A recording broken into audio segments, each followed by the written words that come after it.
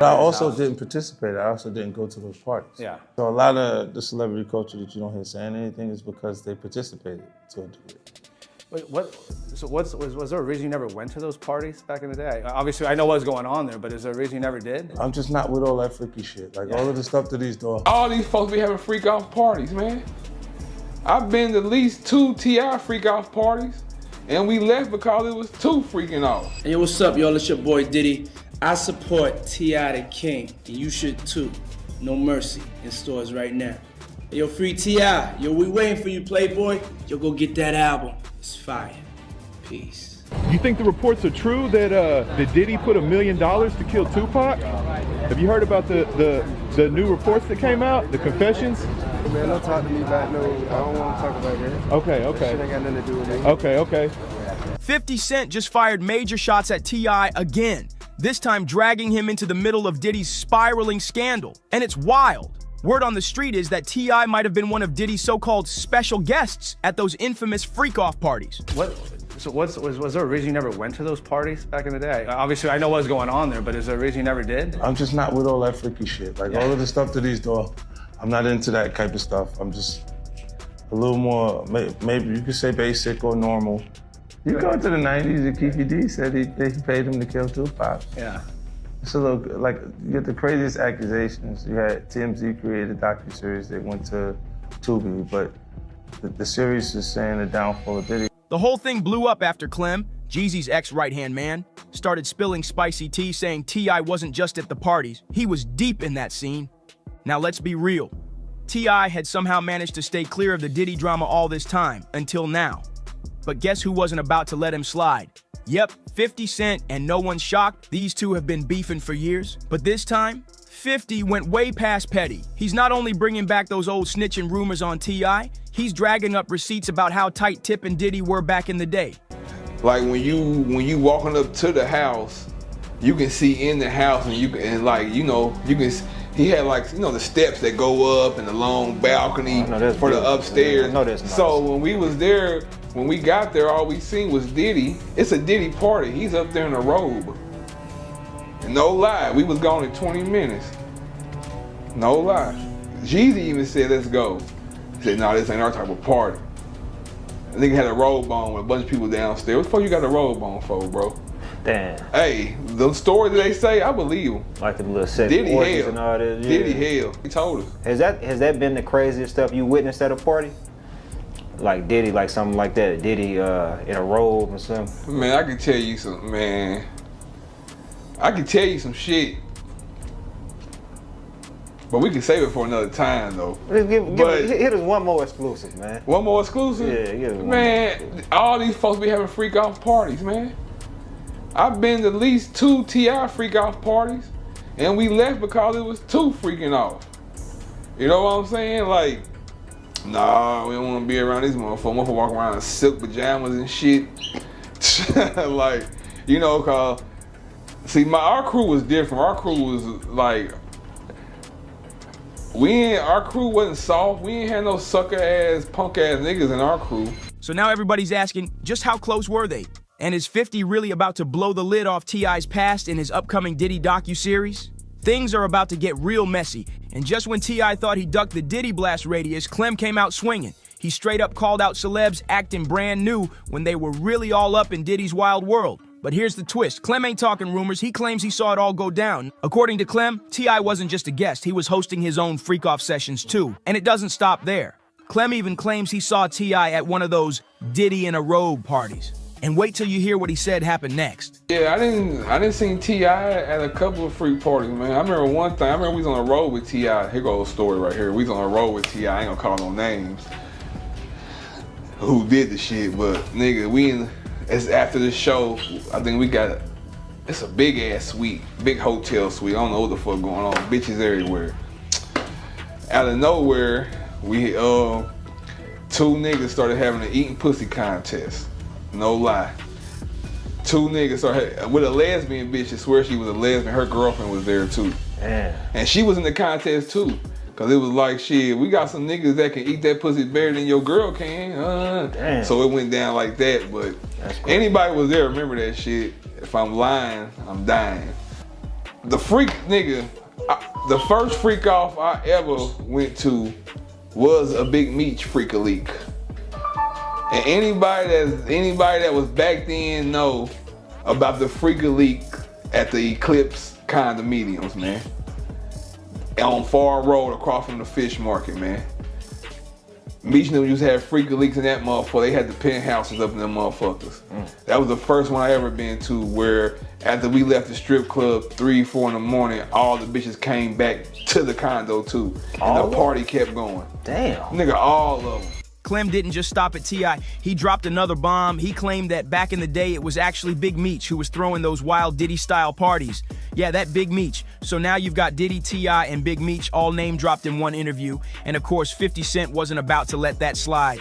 But this time, 50 ain't just clowning on Instagram or posting shady memes. He's moving in silence, playing chess while everybody else is playing checkers. Word is, he's been gathering dirt and laying the groundwork for his upcoming Netflix docu-series, Diddy Do It? And insiders say it's about to shake the whole industry. According to people close to 50, this documentary isn't just about Diddy. Nope, it's also a revenge mission. A way to air out every hidden grudge and settle scores with everyone who ever crossed him. And guess whose name is getting serious screen time? Hey, what's happening, y'all? Some people call me Tip, but this is about another kind of tip that can help our mothers, our sisters, our brothers, and our fathers help get the perpetrators who commit crimes against them off the streets. All you got to do is call Crime Stoppers Atlanta. Tips can be anonymous, and there's even a reward. The number to Crime Stoppers Atlanta is 404-577-8477. That's 404-577-TIP. Channel 2, community coverage you can count. T.I. apparently, 50's got plenty to say about him, and it's not looking pretty. Now, if you're wondering why 50's always going at Tip, let's rewind a bit. First, there was T.I.'s desperate hustle to land a versus battle with 50. Dude was practically begging for it. Then Tip kept sneak dissing East Coast rappers like 50, stirring up even more tension. But the biggest stain? That legendary Crime Stoppers ad from 2007. T.I. got himself caught up with some heavy gun charges, facing up to 20 years. But somehow, instead of doing hard time, he popped up in a PSA talking about do your part and stop crime. That move right there, 50 never let it go, and now he's about to put it all on blast. That Crime Stoppers ad? Yeah, it rubbed a lot of folks the wrong way in the rap game. When they want to try, look, even for me personally, my character never try to attack my character. Just say he a rat or he just a snitch. Yeah. All you gotta do is ask him who I told her. Paperwork. I ain't never told her no in my life. Yeah. In the Prem situation, look at this case. It'll tell you who told her. Right. My name ain't in that case.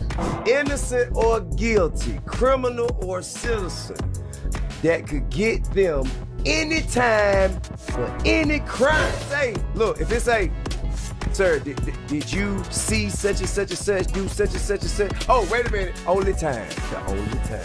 Show me one place in the federal guidelines where you can have 10 machines and get 1 year of community service and 1 year incarceration. I said, how you feel when them New York like 50 and all them niggas trying to do all of those? I'ma tell you something. When you're fighting the man with no arms, expect to get kicked. It wasn't long before T.I. was getting slammed with the snitch label from every direction. And guess who was first in line to light him up? 50 Cent, of course. 50 didn't hold back. On G-Unit's track, You So Tough, he threw straight lyrical shade, rapping, get knocked with 10 machine guns, only get 12 months. Ooh-wee, don't talk to me, you talk to him, you talking to them. Then he hits even harder. I got the best lawyers money can buy. They said they would have got me 10 or maybe 9. I said, how you explain how homie breathes? They said, keep your mouth shut or you eat the cheese. Basically, 50 was asking what everyone was thinking. How did T.I. beat those insane charges so easy? And just to make things more suspicious, this all happened the same day T.I. randomly ghosted the 2007 BET Hip Hop Awards, just hours before he was set to perform. Turns out the feds swooped in and arrested him on serious gun charges, federal level. And here's the kicker. His own bodyguard was actually working undercover for the feds. Dude handed over 3 machine guns and 2 silencers right after T.I. dropped $12,000 on the deal. That move set off a storm. And from then on, the streets never let Tip forget it.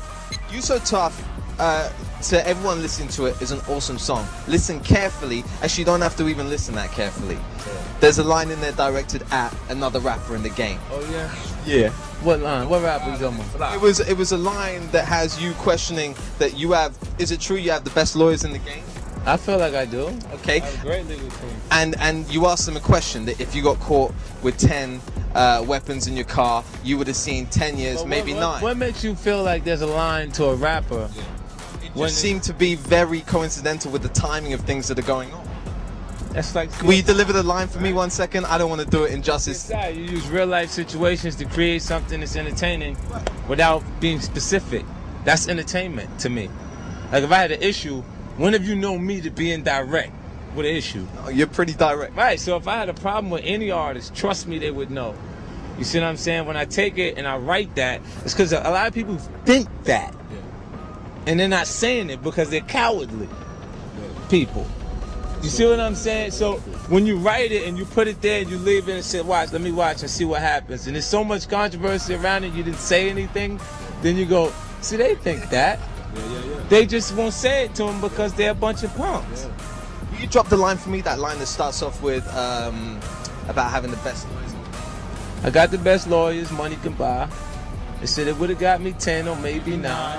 I said, well, how do you explain how homie breathes? So to keep your mouth shut or you eat the cheese. You so tough. Are you telling me that's not directed at a specific rapper? Well, I can't. Well, my intentions, if I have a problem, you know, me, my MO, and I would just say something. You know, so it's not really directed at him. It's me taking real life situations that these things are relevant to hip hop. Period. You see what I'm saying? So I take it and I make something that's interesting enough for people to sink their teeth into, and then I move forward. If you had beef, then we make it beef. Can you understand? Well, you know me, I'm direct too. Is that line about T.I? Absolutely, for the public to decide. Now here's where it gets even wilder. T.I was already a convicted felon, meaning he legally couldn't even touch those weapons. But after pleading guilty, the sentence was shockingly soft. 1 year of house arrest, 1,500 hours of community service, and some vague prison time. That's when 50 stepped in loud and clear, putting the whole situation on blast through his music, and the streets ate it up. You So Tough wasn't just a diss track, it was a warning shot. 50 pointed out that even with the best lawyers in the game, anybody facing charges like T.I.'s should have been staring down at least 9 to 10 years behind bars. But somehow, Tip slid right past all that heat with a deal that looked way too good to be true. So naturally, 50 started throwing shade, implying that maybe, just maybe, T.I had to trade something in to get that sweet sentence. Not long after the track dropped, 50 was asked in an interview if he was talking about T.I. He played it smooth, saying it was up to the public to figure it out, but come on, anyone reading between the lines could tell exactly who he meant. 50 didn't have to name names, everybody had already done the math. How are you dealing with when, like, the 50 cents are coming at you? Well, I mean, honestly, man, like, to be perfectly honest with you, man, I gotta deal with each situation as how I hear it come out of the person's mouth. You can misinterpret songs, lyrics, you know what I'm saying? When you're being interviewed and someone asks you, how do you feel about this? I gotta take that. I gotta take your verbal rather than listen to your lyrics and jump to a conclusion. And when I heard him speaking on it, he said he wasn't talking about me, you know what I'm saying? And me and 50 always had a decent rapport, you know. It wasn't never nothing negative. So, and like he said this in conversation. At the same time, he said, man, he's never had a problem with saying people's names when he's speaking on them. And like that's not like 50. If he going at somebody, he usually say their name and make it known. It's usually not ever whether or not. You know what I'm saying? And so I think that it's just unnecessary to jump to a conclusion and, you know, create an issue where there is none. Around that time, Tip was asked about the track too, and surprisingly, he didn't go off. He actually acted like he was willing to give 50 the benefit of the doubt.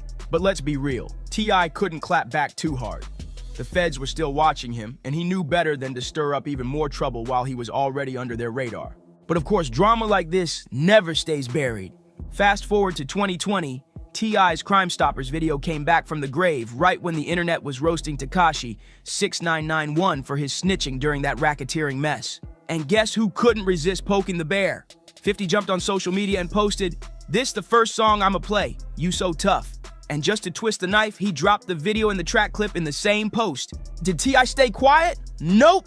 He clapped back fast, and the old feud sparked right back up. T.I didn't waste a second. He jumped straight into the comments to shut it all down. He flat out denied ever snitching, saying he never helped the cops lock anybody up. But Tip wasn't just clearing his name, as he tossed some shade right back at 50, hinting that maybe 50 had some skeletons of his own buried deep. Fuck you in your life, nigga. You see a snitch, nigga, slap him when you see him, knock his nose off. So, nigga, next time I'm out, instead of asking for a picture like a little hoe ass nigga, come on, knock my motherfucking nose out if you think I'm a snitch, nigga. Nigga, come on, nigga, quit smiling in my face trying to get in my fucking section. Nigga, fuck, nigga. Don't motherfucking play with me, nigga. Who the fuck you think you talking to, nigga? Play with my motherfucking name, nigga. Motherfucking king, nigga. I never gave no motherfucking information to get anybody in no motherfucking trouble now time with no police, nigga. If I am working with the police, it'll be to get him to shoot you, nigga. Fuck is you talking about? Nigga, don't play with me. He clapped back with, "The video clip is cute, in poor taste, but cute. However, I prefer facts. I've never given any information to any form of law enforcement to get nobody no time for no crime. Ever. 50 Cent, can you say the same?" And oh, Tip wasn't done at all. He took 50's post and blasted it on his own Instagram with a fire caption, flipping the situation into another shot at a versus battle. Tip wrote, "I'll take this as an acceptance of this catalog challenge. We got him. He bit the bait, set this ish up so I can finally shut this watermelon head invisible neck ninja up once and for all." Then he circled back to deny the snitch rumors again, writing, "As far as this clip goes, it's cute, old, outdated, and in poor taste. Much like your catalog, 50 Cent. Oof." But Tip wasn't just throwing jokes, he brought in some heat. He said, "I've never given any information to any form of law enforcement at any time in my life to get anybody time for any crime." Then he dropped this. "Supreme told me to ask 50 Cent if he can say the same." Mic drop. And finally, T.I sealed it with one last knockout punch. "Let's set this date. Pick your songs off that one hot album you got, and let's lay your little overrated, outdated, steroid-inflated catalog to rest. R.I.P. to 50 Cent's catalog. I seen you bully all them NY ninjas for years. We not the same, king." That's what T.I fired back with, right after 50 Cent's shots started hitting a little too close to home. He even threw in the hashtag, #bring me the bully. Yeah. 50 definitely struck a nerve because Tip couldn't let it go. Still trying to clear his name from those lingering snitching whispers, T.I jumped right back on Instagram, this time going live with comedian Kelly K-Dub Walker.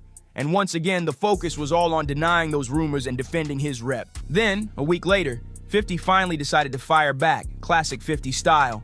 He reposted a clip from T.I.'s interview on IG, though he later deleted it and had plenty to say. "This was a week ago. This ninja was backstage telling me about some comedy show he working on. I don't like all this kind of ish. Wouldn't be a good idea to come around me again. Respectfully, stay away from me." And just when you thought it couldn't get messier, it did. The tension hit a new level after the tragic death of King Von. T.I posted a message aimed at stopping the violence in Atlanta just days after Von and two others were shot and killed in the city on November 6th, 2020. Tip wrote, "Atlanta is a beautiful, progressive city filled with black excellence. We uplift each other and win together. Stop coming here to kill each other. That ish is played out." He even captioned it. They talk about the shit we talk about, nigga. We be sitting at the trap museum and shit. Fuck that. We don't count. Fuck it. I don't even know. I don't know what you're talking about. I said, how you feel when them New York niggas and shit like 50 and all them niggas be trying to do all of those? I'ma tell you something. When you're fighting a man with no arms, expect to get kicked. Niggas do what they can. Niggas do what they can. Niggas go with whatever they can to hurt you. Whatever they feel will hurt you. What they don't know is, I don't give a fuck. I am at peace with myself. I know who I am. I know what I've done. I know what I haven't done. I ain't got nothing to be ashamed of. I walk around them motherfucker with my head up, with my chest out. I be by myself most of the time. I don't. Handle your beefs in your city. Thanks in advance. King, but that post, it didn't land right. People saw it as shade, and 50, he didn't let it slide. 50 jumped in quick, sharing an Instagram story from King Von's sister, Kayla, who was clearly not feeling Tip's message. She asked 50 to step in and help the family, turning up the heat once again on their long-standing feud. Kayla came through swinging. She posted, and these are facts. That same energy he always got for jumping in other people's business, he need to put that into making things right with his own daughter. No way is my brother, and then she hit 50 up directly. 50 Cent, get on his aid. That post got 50's attention fast. He wasted no time responding, and this time his words were deadly serious. He addressed T.I directly. You gotta chill, you bugging for even saying anything. There's casualties involved. This is real life. I don't know what you was thinking, but rethink it. They hurting right now. That boy was their way out, and I bet you don't even realize they might kill you over what you just said. What hood you from again? Come on, man. It's quiet time now. T.I actually laid low for a minute after that, real quiet, but come on. We all knew he wouldn't stay silent forever. Then came the Hollywood rumors. Word on the street was that T.I was this close to locking down a role in 50's Power series. But allegedly, he lost it because he couldn't stop taking jabs at 50. Of course, Tip denied the whole thing, saying his beef had nothing to do with losing the role. But let's be real, 50's known for being petty with precision, and he's not the type to forget a grudge. Right now, things seem calm. 50 hasn't blasted T.I on social media lately the way he's come for others, but don't get it twisted, he moves in silence. If that Diddy documentary really drops soon, don't be shocked if T.I.'s name shows up with receipts attached. So what do you think? Is there truth to Clem's claims that T.I was out here throwing his own freak-offs? And just how close was he to Diddy back in the day? Drop your take in the comments. We want all the smoke. If you're loving this drama, make sure to like, subscribe, and share with your crew. Hit that bell so you don't miss the next drop, and let us know what scandal you want us to expose next. See you in the next one.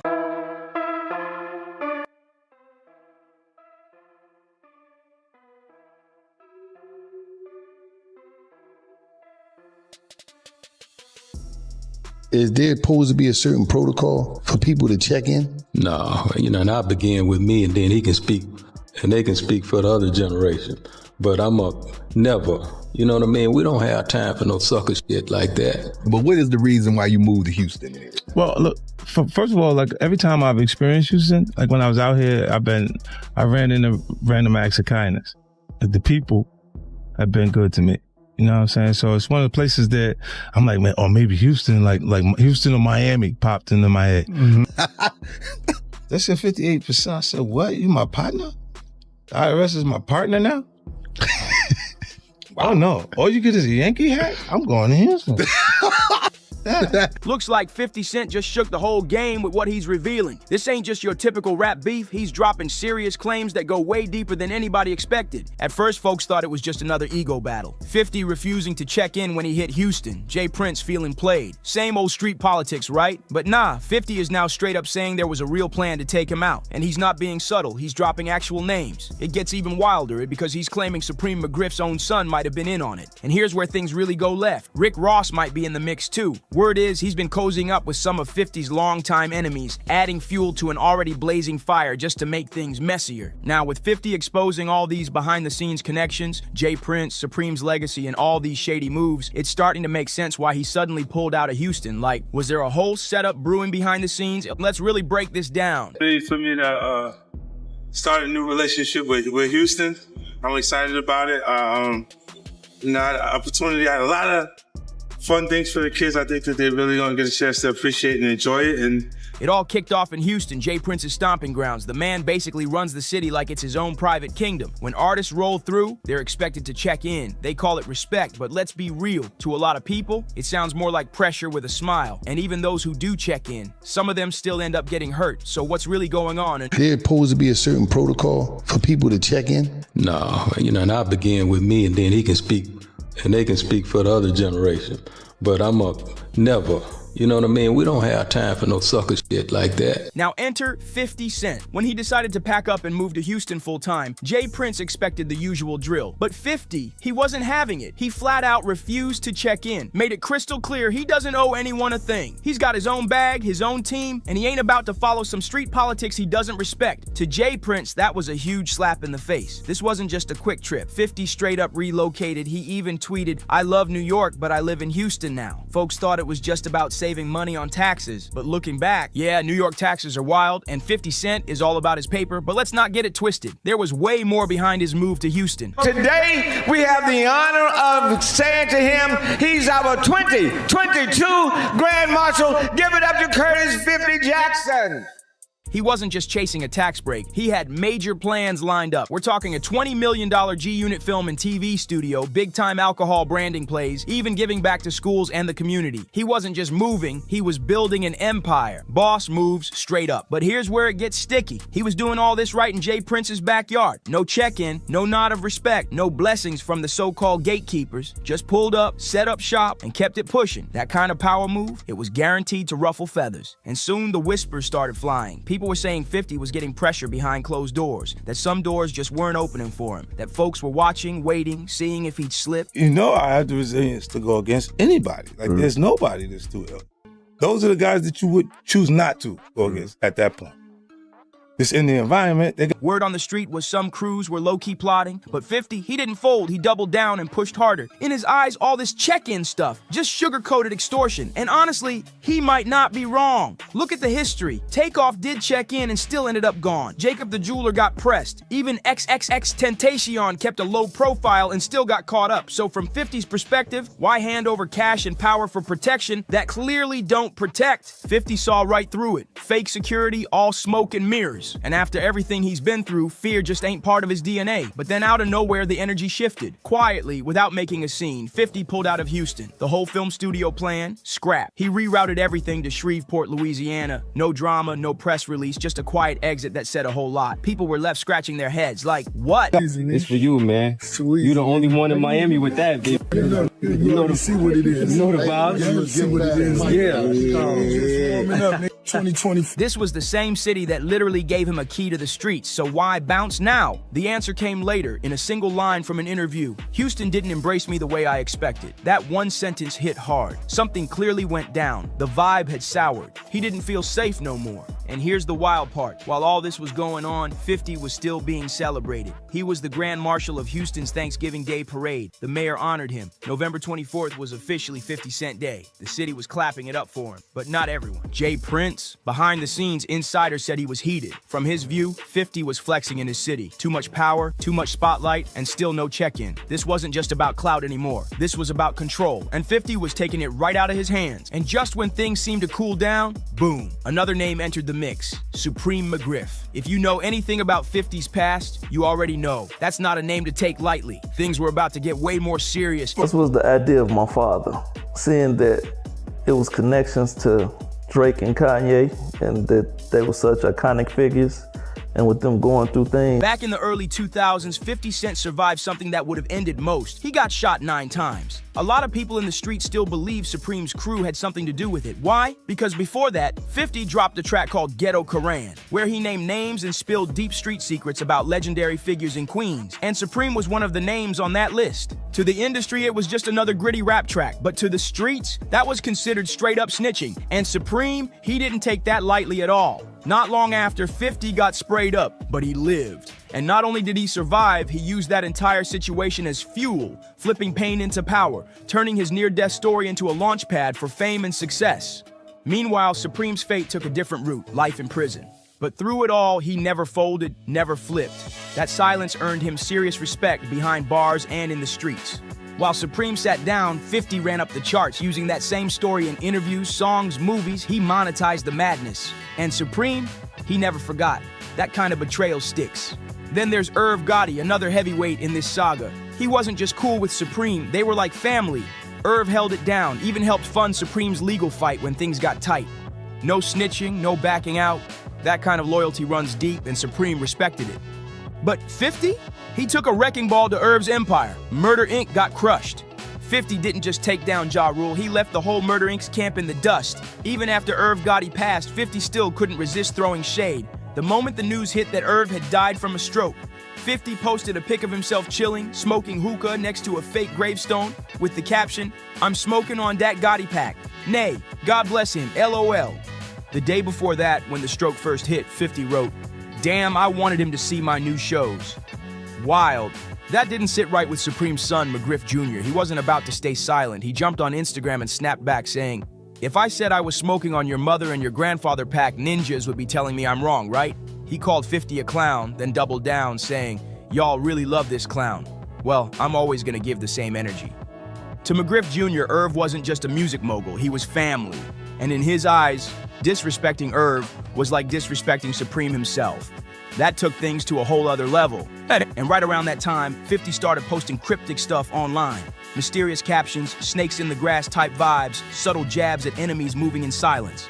He never said names, but people could feel the tension brewing. It was clear. He wasn't blind to the drama building around him. Then things really exploded. 50 allegedly leaked info that hinted at secret convos between Jay Prince's crew and Supreme McGriff's son, allegedly plotting to set him up. Whether it was about putting pressure on him, forcing him out of the picture, or something even darker, 50 didn't keep it quiet. He wanted the world to know. And instead of hiding, he went full troll mode, openly daring Jay Prince to pull up. And just when you thought the beef couldn't get any crazier, Rick Ross jumped into the frame. Now 50 and Ross, that's been a decade-long war. Lawsuits, family shots, petty jabs, you name it. They've never been cool. But recently, Ross was seen chilling with people connected to Supreme's camp. At first glance, it might have looked random, but to 50, that wasn't random at all. That looked like a calculated chess move. Ross linking up with the son of the very man who allegedly tried to take him out back in the day. That ain't no coincidence, that's a message. And here's where it flips from drama to danger. Word on the street is that meetup wasn't just a photo op. Insiders are whispering that it was part of a bigger play, something serious, a setup in the making. Allegedly, McGriff Jr. is done playing cool, especially after 50 kept clowning Irv Gotti online, even after the man passed. Now with Jay Prince circling back into the mix, that raises the stakes big time. See, Jay ain't just mad that 50 refused to check in. Word is, Jay Prince is trying to make an example out of 50. If 50 gets away with breaking the so-called rules and still moves freely, that sends the message to other rappers that the whole check-in culture might be dead. And let's be real, if anyone could shake up the system like that, it's 50. But he better stay alert, because when you start digging into Jay Prince's history, things get real serious, real quick. Jay Prince ain't just some music mogul. This is a man whose name was ringing in federal files all the way back in the late 80s. Word is he had real street ties and a tight grip on the underworld game. Allegedly, he was moving heavy product with roots stretching from Mexico deep into the South, Texas, Louisiana, and even reaching Chicago. That's no street hustle. That's international business. And Jay, he was right at the center of it. Around that same time, rumors say he linked up with Larry Hoover, the founder of the Gangster Disciples. And when that connection clicked, the whole game changed. Suddenly, there was a full-blown pipeline running from Houston to the Midwest. And Jay? He wasn't just involved, he was calling shots.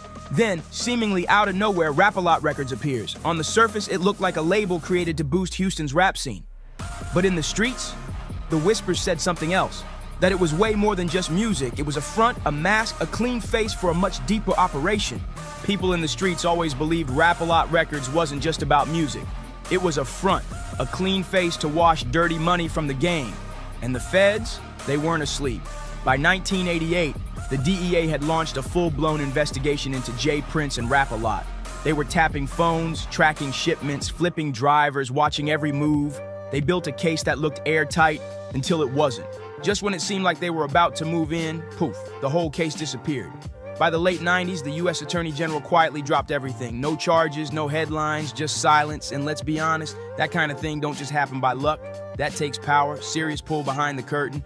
Fast forward to today, and now 50 Cent might be stepping on toes that have been deadly for decades. So here's the real question.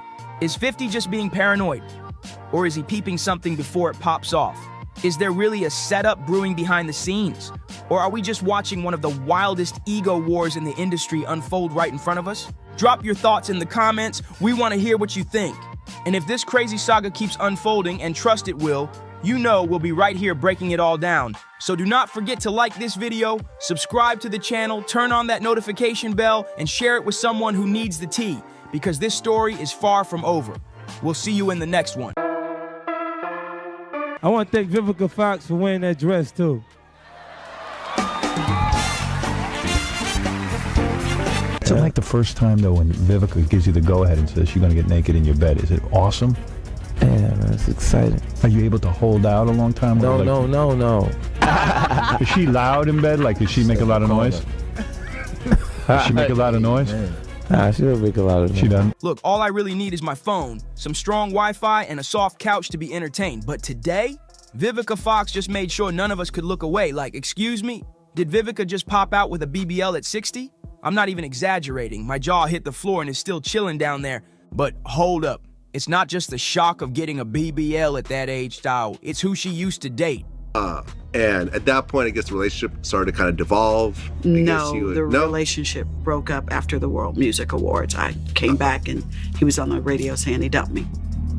You find out on the radio? Yeah, my friend called me. Did Vivica really forget about her ex, 50 Cent, before making that move? Because it kind of looks like she just handed him a loaded weapon for their non-stop shade war. Word on the street, 50 is already out here roasting her like Sunday dinner. Folks say he's clowning her online, throwing jabs left and right after catching a glimpse of that fresh new backside. And honestly, are we surprised? These two never quit. That whole 50 versus Vivica saga is like a toxic soap opera we just can't stop watching. And let's be real, we know why this beef won't die. It's that wild, twisted history between them that had everyone locked in from the jump. So let's rewind the tape a bit, yeah?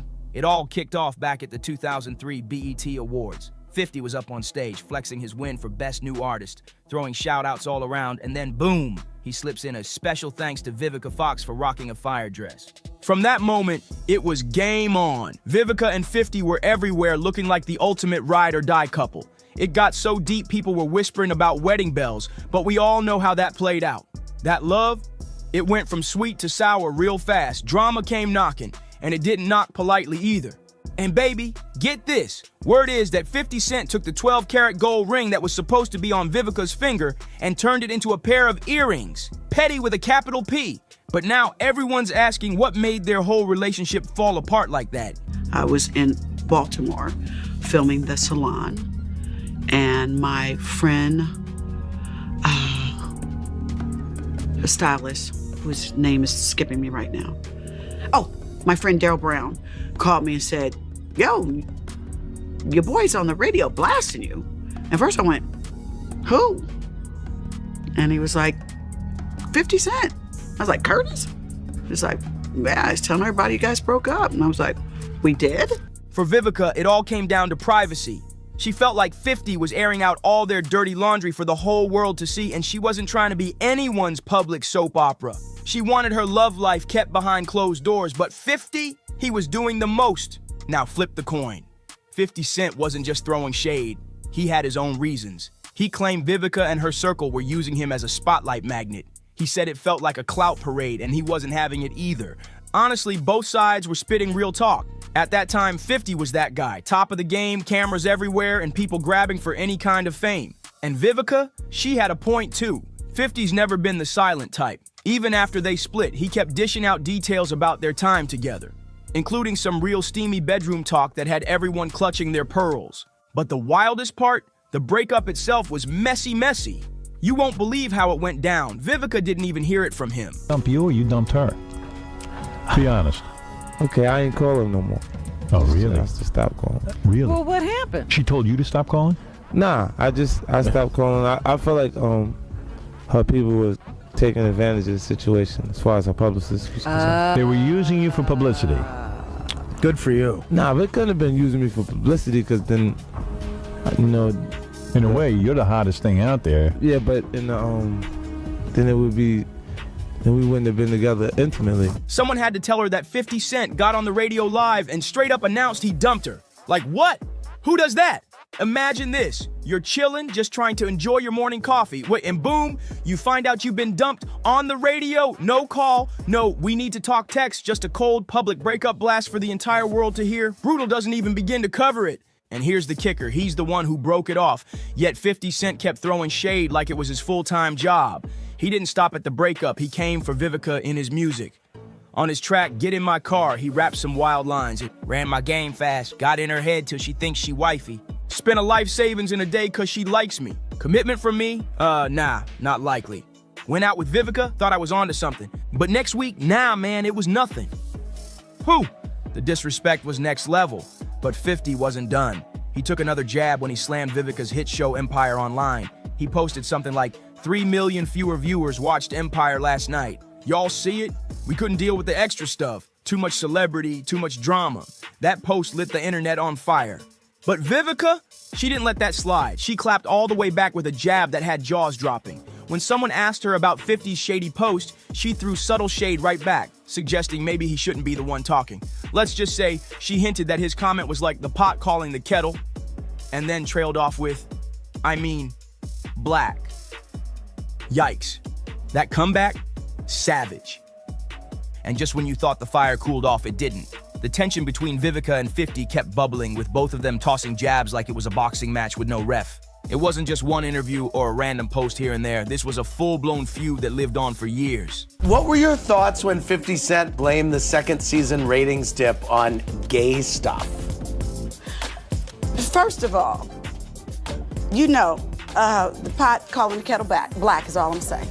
Ooh. The pot calling the kettle black. Huh. Whoa. That was some tea. That was shade. That was major shade. Pot calling the kettle black. So, you're not insinuating that. At one point, Vivica pulled up to watch What Happens Live and didn't hold anything back. When asked about her ex, she gave this little smile, then hit us with the line that shook the room. He's not over me. Whew!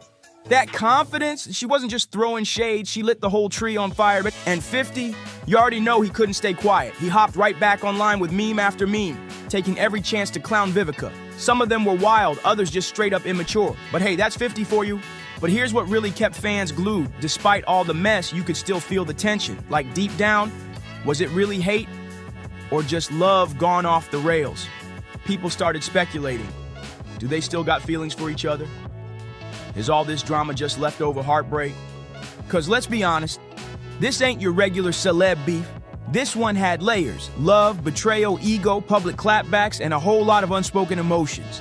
And the way they kept circling back to each other in interviews and social media, that wasn't just coincidence. Something deeper was still simmering under all that smoke.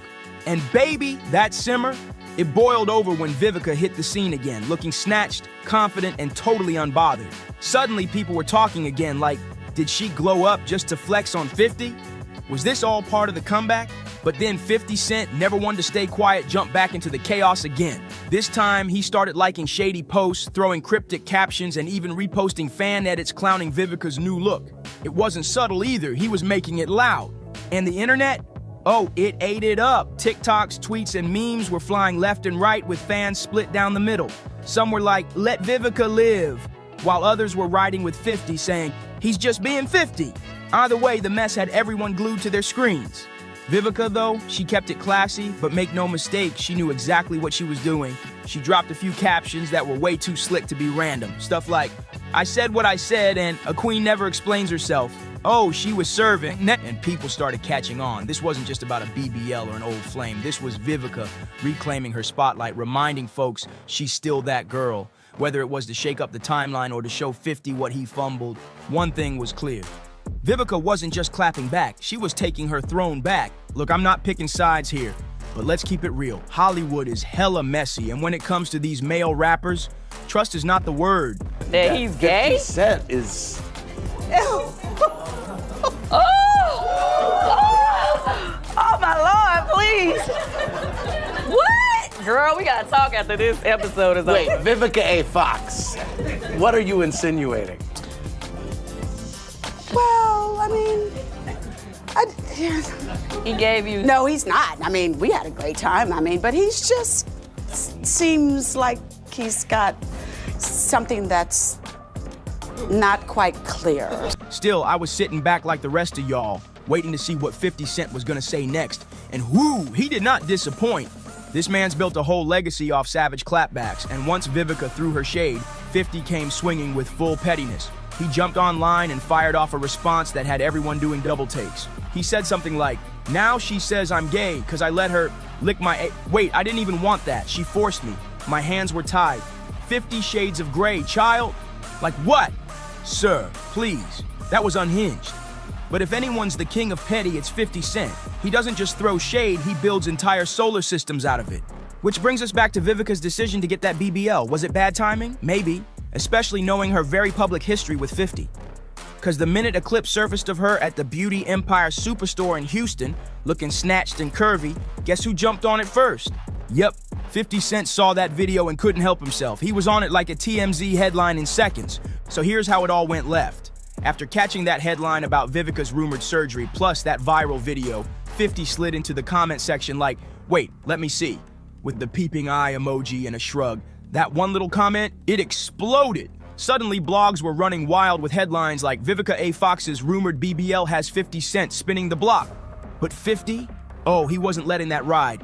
He reposted the headline with a caption that had everybody shook. Who said I was spinning the block? Man, damn. I ain't gonna lie, that booty was good though. Now hold up. Is that shade? Or was he low-key giving props? With 50, you never know. The man's a walking mystery wrapped in a punchline. Meanwhile, the internet was eating it up. One fan said, 50 Cent is effing crazy. I love it. Another compared Vivica's new look to a cartoon character. And then someone else just said what we're all thinking. 60 years old with a BBL is wild. So now I gotta ask you, do you think it's cool to get a BBL at 60? Is 50 still throwing sneaky shade, or was that a real compliment? And do you think Vivica might actually be regretting the whole thing now that it's made headlines again? Drop your thoughts in the comments below. Don't hold back, and while you're here, make sure to like, subscribe, share this tea, and hit that bell so you don't miss the next wild celeb saga. See y'all on the next one. I saw 50 was talking about something like that in an interview recently. I hate when I think back to that time where I was at in life. I watched 50 saying 50 did not win Best New Artist at the Grammys. There was nothing bigger than 50. Nothing bigger, and nobody came out the gate like that. My first album didn't do it. I never saw someone's first album and the wave happen like he had. So they don't give you the trophies. I got the checks. I didn't get the trophies. Jay got all of my trophies, man, because he signed that contract. What contract? The one with Beyonce. When he signed that contract, the marriage contract, he got trophies. He started getting Grammys left and right, man. The kids even have Grammys. Like, they don't sing yet. They don't sing. Right. They don't rap yet. He ain't show up. He got like 20 now. Yeah, you what's the science? What's today's mathematics? Yeah, by the way, this isn't even my chain. I stole it from somebody. Yeah, I'll tell y'all who that was. Uh-oh. Stealing cheese now? Yeah. Not really stealing. Does it mean anything to you though? Yeah, a little bit. So, you know, you got a lot of people who are not really happy about the fact that, you know, my album is about to drop. You know, they're not really happy about, you know, Lord, give me a sign. And, you know, we in here and, you know, things of that nature. But you know what? Eminem is stirring the pot again. And this time, he's coming straight for Jay-Z and Beyonce with no filter. He's not just backing up 50 Cent in his ongoing beef with the Carters, he's going way deeper. M is spilling that Jay and Bey didn't just ignore other artists, they allegedly destroyed careers behind the scenes. Let's not forget, Eminem already clashed with Jay-Z back when Jay tried to block 50 Cent from performing at the Super Bowl. That didn't sit right with him, and now he's speaking out more than ever. I know what you did to Nas, Jay. That's tough. Nah, he come out on the same weekend. Like, I used to have questions like why every time my album dropped, Jay would drop it. When is shit coming out? My shit coming out. I never understood that every single album that I dropped, Jay dropped right up top. Why the fuck you do that, man? I be saying that I do whatever the fuck I want to do, and they be looking at me like I'm grimy for doing that. Just to be super quiet doing some real grimy. He's calling out the shady power plays in the industry, saying some A-listers play real dirty just to stay on top. According to him, they crush anyone who dares to shine too bright. And when it comes to Jay and Beyonce, the list of careers they allegedly ruined is wild. We're talking about legendary names, Big L, DMX, Aaliyah, all gone too soon, but there are others who didn't die. They just disappeared from the spotlight with no warning. Folks like Amiri and Carrie Hilson vanished right when they were heating up. And some people are pointing fingers at the Carters. Put out a statement and you posted a picture. But yo, that video with Marshall and Haley. This is so crazy. There was points that we was receiving wow offers. Like they'll go, 50 Cent Eminem, this is out for tour opportunities. He would go, nah, I just don't want to go and come back and she's grown. I don't want to miss my daughter, man. Right, and I'm like, yo, because I was like, yo, you didn't hear how much money they just had? Why do you want to stay here? I didn't understand it when he was saying it, but then later, like, I went to a wedding, and I'm like, yo, now I get it. Because that was fast, bro. Marshall's a grandfather, man. That's the part I was dealing with, because I'm like, I'm old as hell. I'm like, what the hell happened to me? I'm still in the gym, it just hurts a little bit. Right? You know what I'm saying? Like, it's it's still there. I'm looking going, what the hell happened? Man. So why are big names like Eminem and 50 suddenly going public with all this? Is the Carter empire finally starting to fall apart? What's really going on behind those closed doors, and how many artists got blackballed in the process? Eminem might not be the loudest on social media like 50 Cent, but don't get it twisted. When he speaks, it hits hard. And he's got no love for artists who step on others just to stay at the top. And yes, that definitely includes Jay-Z and Beyonce. But they keep showing up next to things that I don't fuck with. That's an indication to me he might have some feelings towards me. That is just everywhere I got an issue. You show up around me. So, I mean, you don't forget music. Because music ain't usually my motivation. My morals come off the curb. So if you see a keep being around niggas, when you come around, how your antennas go. So he in a position where he might feel like he's there, but he ain't there yet. For Eminem, this ain't just some music biz drama. It's personal. See, 50 Cent isn't just a homie to M, that's his brother for life. They go way back and their bond runs deep. 50 even admitted he got emotional and cried at Eminem's daughter Haley's wedding last year. That's real love. Now, when it comes to Jay-Z and 50, their beef has been cooking for years, and it's still sizzling with no signs of cooling down. And knowing how loyal M is, it's not hard to figure out that he's probably not sending Jay any Christmas cards either. 50's always said it straight. If you ride with my enemies, you are my enemy. Simple as that. Look, Jay-Z and them was putting it together. So I think they still harbor some energy towards me. You think you were purposely left out of the ad? No. Oh, okay. I don't think. I think that they were saying the NFL had some issues with me that I don't know what those issues are. Like, what is the issue? You start looking at that's not mine. That's theirs. They harbor it, right? But when you look at M is looking at the entire legacy. Yeah. The whole thing, like with M, Dre, and myself. Like I'm a shady aftermath. You see what I'm saying? Like there's so much G Unit Records. Right. They forget that I'm M and Dre's art. Sure, M and J dropped a few tracks together back in the early 2000s, but that energy changed real fast once M found out Jay had allegedly been sneaking around, throwing shade, and trying to mess with 50's career from the shadows. Then came 2023, when 50 finally aired it all out. He called Jay-Z out publicly, saying Jay tried to use his NFL pull to block 50 from hitting the Super Bowl stage. But here's the twist. Jay's plan flopped. Eminem wasn't having it. According to 50, M stepped in and made it crystal clear to the NFL. No 50, no Eminem, period. You have a few Grammys, but you feel like you had to sell your soul to get them. And you didn't know if you wanted it for the recognition or the trophies, but then what's the difference? You know, and that Grammys pretty much suck the blood of artists and nominate them, have them come to the shows. And Which they do.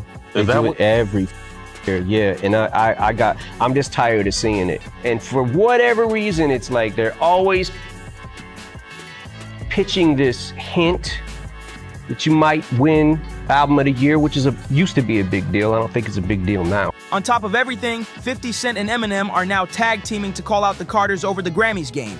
These two aren't holding back. They've both accused Jay and Beyonce of using slick behind-the-scenes moves to snatch up trophies they didn't earn. 50's even straight up said Jay uses his marriage to Beyonce as leverage to rack up wins. And Eminem, he's been calling the Grammys fake for years. He says it's nothing but a pay-to-play circus, and he's not wrong for feeling played. M said loud and clear that he's done with the Grammys and he's never stepping foot in that room again. Watch 50, same. 50 did not win Best New Artist at the Grammys. There was nothing bigger than 50. Nothing bigger, and nobody since maybe like Snoop came out the gate like that. My first album didn't do it. I never saw someone's first album and the wave happen like he had. And then he doesn't get it. And then I get up there another year, and what was it, the Eminem show? And it was like, whatever, I'm fine if I lose to Kanye or someone that I'm like, okay, I respect that. I know who that is, and Kanye has a huge following and he's made a massive impact on music. Fine, I'm good with that. But don't get us all here to use your selling point for your show and stiff everybody every single time. And I said, after that point in time, I was like, don't ever ask me to here again. Please do not ask me. My answer is no for 100 million years. Never again will I go to. According to M, he wouldn't even trip about losing if the winning artist actually dropped a better album. What really got under his skin was how the Grammys hyped him up just to snub him. They used his name, his presence, his hype, all just to boost ratings, then turned around and left him empty-handed. And when someone asked if he'd ever return, maybe if he had a say in how the winners were picked, M didn't even blink. He said it wouldn't matter at all because the whole thing is rigged from the jump. The votes don't mean a thing. Ever consider, joining a board and maybe you have a vote in it? First of all, that vote is fake. That's not a real vote. That's not a real vote. They give it to who they want to give it to. They give it to their darlings. This got critical acclaim, but it sold 2 records. It ain't about always what you sell. I get that, Vanilla Ice, I understand. You know what I'm saying? But there comes a point where when an overwhelming something comes along that has this wave and impact on music, and you give it to Lada Dottie. Who? Lada Dottie. Sound like Lada Dottie. But 50 didn't stop there. He turned it up even more, saying Jay's wins have nothing to do with music and everything to do with his marriage. According to Fifth, Jay and Bey are guaranteed trophies just for showing up because the second they walk in, the ratings skyrocket. And that's all the Grammys really care about, views, not talent. But 50 didn't hit the brakes, not even close. During his fiery sit-down on the Flagrant podcast, he doubled down hard, saying those Grammys Jay-Z keeps collecting, they've got way more to do with Beyonce than with Jay's actual bars. He was not sugarcoating anything. Then he flipped the script completely, and things got real messy. Started to receive the 16 17 Grammys since he's been with Beyonce. Right? And you go, prior to that, 1. Right. You see what I'm saying? So that came in association, like you see the kids even have Grammys. They don't sing yet. They don't sing. Right. They don't rap yet. And they already have Grammys. So it's like they give them this trophy so we secure that they're coming to the award show. It meant that much to the culture that they just gave them the things they would. Later, to me, I didn't care about trophies. That's how I get the 50 claimed Jay and Beyonce's marriage might not even be about love anymore. He called it a contract, straight up. According to him, the power couple might just be keeping the act alive to protect their image and stay at the top of the game. And it didn't stop there. On Talk with Flea, in an interview with Cameron, 50 lit Jay up again. This time, he accused him of still playing dirty behind closed doors, not just in music, but in the business world too. And get this, 50 said Jay has nothing left to prove, yet he's still out here allegedly sabotaging deals out of pure spite. That's wild. Look, when Jay signed his contract, the big one was with Beyonce. When he signed that contract, the marriage contract, he got trophies. Now those fucking trophies, trophies came rolling in, buddy. He started getting Grammys left and right, man. I mean, look, if you look at his career, You're gonna let him say that? Jay was getting Grammys. He had one. Exactly. He had one. And he didn't show up. No, he has like 20 now. Oh, Lord. He had like 18 since he's been down. Look, he had one, bro. Hard Knock Life. You're not wrong. He was one. At the same time. He's like drinking his pictures with him like it's the cup. Wait a minute. So you're saying the success is derived from the marriage? I've absolutely been treated differently. The accolades. Because he's no longer viewed as like a street or gangster rapper. Now he's viewed as a businessman, entrepreneur, family man. And the biggest ones because of the position Beyonce's. Oh, wow. Right? You were connected to the biggest. Jay got. Oh, wow. So that's the deal. Yeah, that's the deal. Like, the other ones didn't count as much as that one did. But here's the kicker. 50's not the only one who thinks Jay's been undercutting people out of jealousy and control. These whispers have been floating around for years. Jay's been hit with claims that he's been secretly tripping up his peers for decades. One of the most chilling stories, the one involving Harlem legend Big L, the same artist who put Jay on in the first place, fans still raise eyebrows about Jay's come-up and whether it was all clean, especially when you look at the shady cloud around Big L's death in the early 90s. He was a monster in the Harlem underground scene, known for his unreal freestyle skills. In 1992, he signed with Columbia Records and dropped a dope debut album. But despite the buzz, Columbia cut ties in under a year. Why? The label claimed creative differences. This is why I was saying I knew what Boy was doing. Right. With the Super Bowl.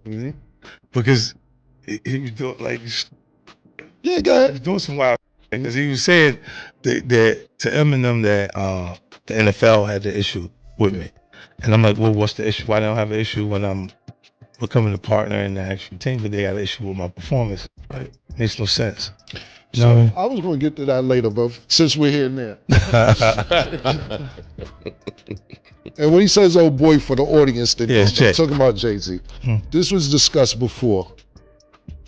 Jay-Z told Dr. Dre, just for people who's not up on this, or Eminem, that he didn't want you to perform part of that Super Bowl that had a couple years ago.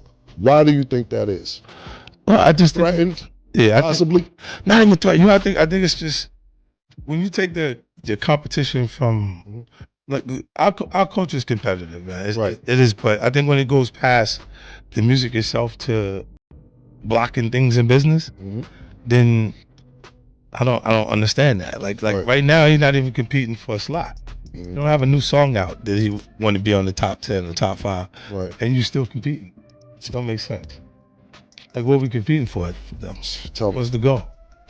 Like this even like a lot of even a lot of the competitive stuff, or what we would call it beef, right? It changed. That terminology changed when it's Biggie and Tupac, because we start saying the things that people would say that cause beef in the environment.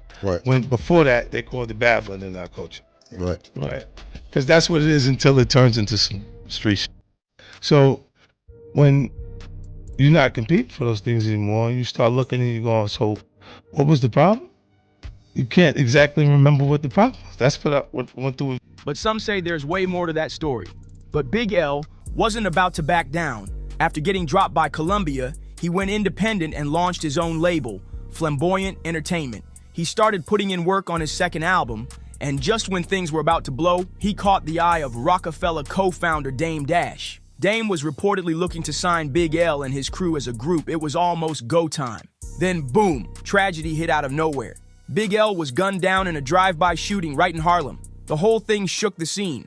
But here's where it gets real shady. One of Big L's childhood friends, Gerard Woodley, was arrested in connection with the killing, but there wasn't enough evidence to keep him locked up, so he walked. Tell everybody about Big L, Sean.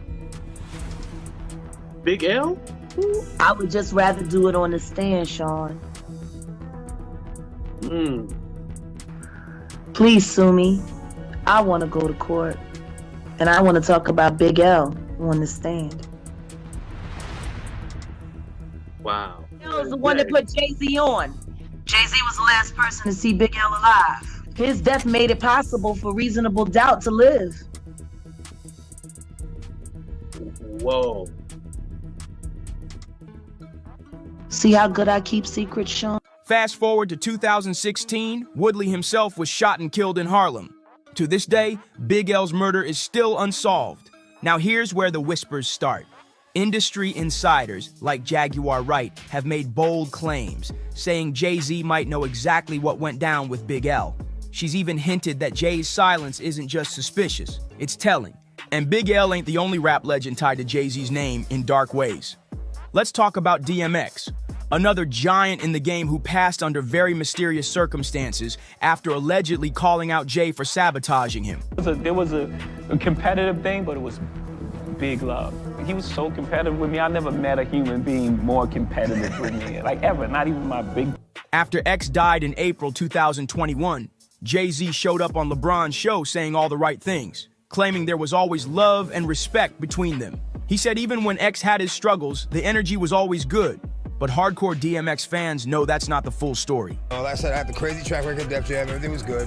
You know, I go to do a 6th album, and you know, Jay-Z became president. Yeah. You know, when he first got the job, he hit me with the call like, yo, dog, MH is running the building, like, yo, you good? Finish the album, shoot the video. What happened? Go on vacation and, you know, we don't know. What you mean you don't know? How do you listen to a whole album, pick a single, shoot a video, then don't know? DMX himself spoke out before his death, accusing Jay of being so obsessed with control and competition, that he personally blocked the release of X's 6th album. That's not beef. That's betrayal. Back in 2004, everything shifted when Jay-Z took over as president of Def Jam Records, stepping in after Liar Cohen. And that's when things started going left, especially for DMX. X had been the backbone of Def Jam for years, dropping 5 back-to-back #1 albums between 1998 and 2003. But the second Jay sat in that big chair, X said it all changed. Okay, I see what's really good. You're trying to eliminate the competition. You know, because at first you retire, you know, then get me off the label, now you're back rapping again. Okay. DMX claimed that once Jay had the power, he started blocking the release of X's 6th album, Year of the Dog, again. Why? Because according to X, Jay didn't want any real competition standing in the way of his own comeback. Once Jay switched up on his own artist Redman, X said it was clear Jay was clearing the field for himself. I don't think one man can destroy, you know what I mean? Like, it's ultimately in your own decisions. You know, I had a lot of issues. Like I said, legal issues at the time. And, you know, my mind wasn't where I'm at now today. Like, I used to have questions like why every time my album dropped, Jay would drop right on top. He wouldn't let me breathe or right before me. Like, I was always close. And I never understood that every single album that I dropped, Jay dropped right on top. And it was like, damn, like to have in-house competition at that magnitude was crazy. Jay already the boss, but I always thought that, like, let me breathe. And DMX wasn't the only one who felt that heat. Beanie Sigel got caught in the same mess. Beanie had been climbing fast, dropping fire albums and gaining major momentum as one of Rockefeller's top soldiers. But then, just like that, things started going south. According to Beanie and those close to him, Jay got spooked that Beanie might shine too bright and steal the spotlight. So what happened next? Jay allegedly started blocking Beanie's album releases too. Beyonce, I was hurt. Because I heard that you said you wouldn't perform unless you won Video of the Year over me and over Hotline Bling. Hey, bro, Jay-Z, I know you got killers. Please don't send them out my head. And it didn't stop there. Word is, Jay would drop his own albums right around the same time Beanie was set to release his, killing the buzz and drowning out his shine. On top of that, Beanie's team claimed Jay only let him press a limited number of records, basically choking his shot before it even dropped. Now, some folks might brush this off as just artists being bitter or pointing fingers. But let's be real. When this many respected names from different circles all start telling the same story about one man, you gotta start asking yourself, is it really just sour grapes? Or is Jay the common denominator in all this silent sabotage? Let's be real. Even Kanye West, who used to call Jay-Z family, eventually flipped the script. After years of loyalty, hinted that things got so tense, he feared Jay might have someone come after him. They try to suppress you, but that's how they try to categorize They you. can't control me. You get what I'm saying? They can control Shaq. They can control Charles Barkley. They can control LeBron James. They can control Jay-Z and Beyonce. No, not you, man. But they can't control me. You Not see, it you. ain't no name I won't name. It's up. That's not just beef, that's paranoia level betrayal. But that didn't stop Kanye from putting it all on the table. He boldly called out both Jay and Beyonce, claiming they're nothing more than industry puppets, doing what they're told to stay in power. Now let's talk Beyonce. The queen of empowerment, right? That's her image. But behind the scenes, there have been multiple allegations that she's been involved in taking down other female artists who were seen as competition.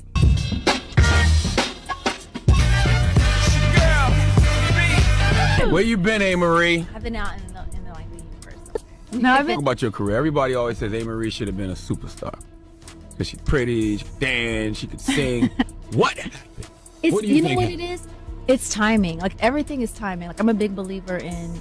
One of the biggest rumors, her alleged jealousy toward the late Aaliyah. And it wasn't just about Aaliyah's talent or star power, it was personal. Before Jay-Z got with Beyonce, he was reportedly obsessed with Aaliyah. According to Dame Dash, Jay was chasing Aaliyah hard, but she wasn't feeling him like that. Then, out of nowhere, Beyonce entered the picture, and everything changed. You wanna hold the magazine? Just shout out Juicy Mac. Jay and Bey went public with their relationship in 2001, just months after Aaliyah's tragic and mysterious plane crash in the Bahamas. Fans still raise eyebrows about the timing, because it's just too close. But even after Aaliyah was gone, Beyonce's alleged campaign to push aside the competition didn't stop there. Once she left Destiny's Child and locked in with Jay-Z, more whispers started flying. Word is Beyonce snatched hit producer Rich Harrison away from Amiri, another rising star who was gaining serious attention. It's the price you pay, when you're early in your career, you feel that you have to listen. And when you buck, they buck harder and they make threats. And those threats are huge ones. And you know what I mean? You don't feel like you have a choice. I really didn't feel like I had a choice. It was do this or this. If you remember Ameri's 2005 smash One Thing, you know that track had serious heat, and many say it was the blueprint for Beyonce's Crazy in Love. And then there was the whole messy situation with Carrie Hilson, one of the most talked about feuds in Beyonce's history. It all started when Carrie allegedly dropped a diss track aimed at Beyonce. But here's the twist. Carrie later claimed she was pressured into recording it by her own producers who were trying to stir up drama and get her canceled. Carrie denied throwing shade at first, but things got even uglier when she refused to hold a magazine that had Jay-Z and Beyonce on the cover during a red carpet interview. Beyonce and Jay-Z will do anything to destroy anyone who speaks out against them. Hey, I get the threats, but you have to remember one thing. I know your deepest secrets. I know so much about you and what you've done. I know so much on how you got where you are, how you stepped on many people. Beyonce, how you guys ended Carrie Hilson's career because she said something about it. That one moment sparked chaos. The Bayhive swarmed her, dragging her online, and according to some reports, well, it even got physical. Fans allegedly confronted her in person, and by 2020, Carrie revealed she had been receiving serious threats over the whole situation. And just when you thought it couldn't get darker, former celebrity bodyguard Uncle Ron, who passed away last November from pneumonia, also spoke up before his death. He claimed Beyonce and Jay-Z deliberately sabotaged artists on their way to the top. He wasn't just talking opinions, he said it like he knew the game from the inside. Let's be real. The list of artists who've allegedly been blackballed, blocked, or flat out erased by the Carters is getting way too long to ignore. There's no way we can fit all those names in one video. And that alone says a lot. Some fans still try to wave it off as jealousy, but when major names like 50 Cent and Eminem are calling them out, this ain't just gossip anymore. It's starting to look like a straight-up pattern. So now we want to hear from you. Do you think this is all just rumor and hate? Or is there some real truth hiding behind all these coincidences? Are Jay-Z and Beyonce really out here eliminating the competition? Drop your thoughts in the comments, we read them all. Don't forget to like, subscribe, and share this video with someone who needs to see the truth, and we'll catch you in the next one. Stay tuned. Look at it, he's nothing giving, you've never seen 50 give nobody no flowers, no respect. He just play on people downfall. Diddy, Irv, Gotti, Ja Rule, now Big Meech, you've never seen 50 say nothing positive. G-Unit Film Studio out there in Louisiana where that cheapest land at, you thought you was gonna be able to do it. You thought you was gonna be able to get them loans and it ain't, what's wrong? What's taking so long? Looks like the drama between 50 Cent and Big Meech just exploded in a whole new direction. Big Meech straight up roasted 50, saying he's gone broke, all because of their beef, and it ain't just talk either. Rick Ross jumped in and spilled major tea, saying 50's been struggling to fund his new G-Unit studio. Word is he can't even get a loan because his credit's trashed. 50, who own your masters? Who own your masters? I buy your masters. You better shut up. Ross even threatened to snatch up 50's masters if he didn't fall back, saying, he clearly hurting for cash. That's bold, but let's be real. This is 50 Cent we're talking about. You think he's gonna sit quiet while Ross and Meech throw shade? Nah. 50 fired back hard, threatening to drop some savage receipts, like real deal proof of who's actually broke out here. Still, fans started asking the real question, what's really going on with 50's money? Is he actually slipping from his billionaire throne? Or is Rick Ross just talking wild to push his buttons? Nigga took a picture with Rick Ross. You like a hoe, nigga. Put your back against the wall and just slide down. You already know, car show going down June 7th. Get online right now, get your tickets right now. But for the hustlers, I want y'all niggas to understand you gotta stop making business personal.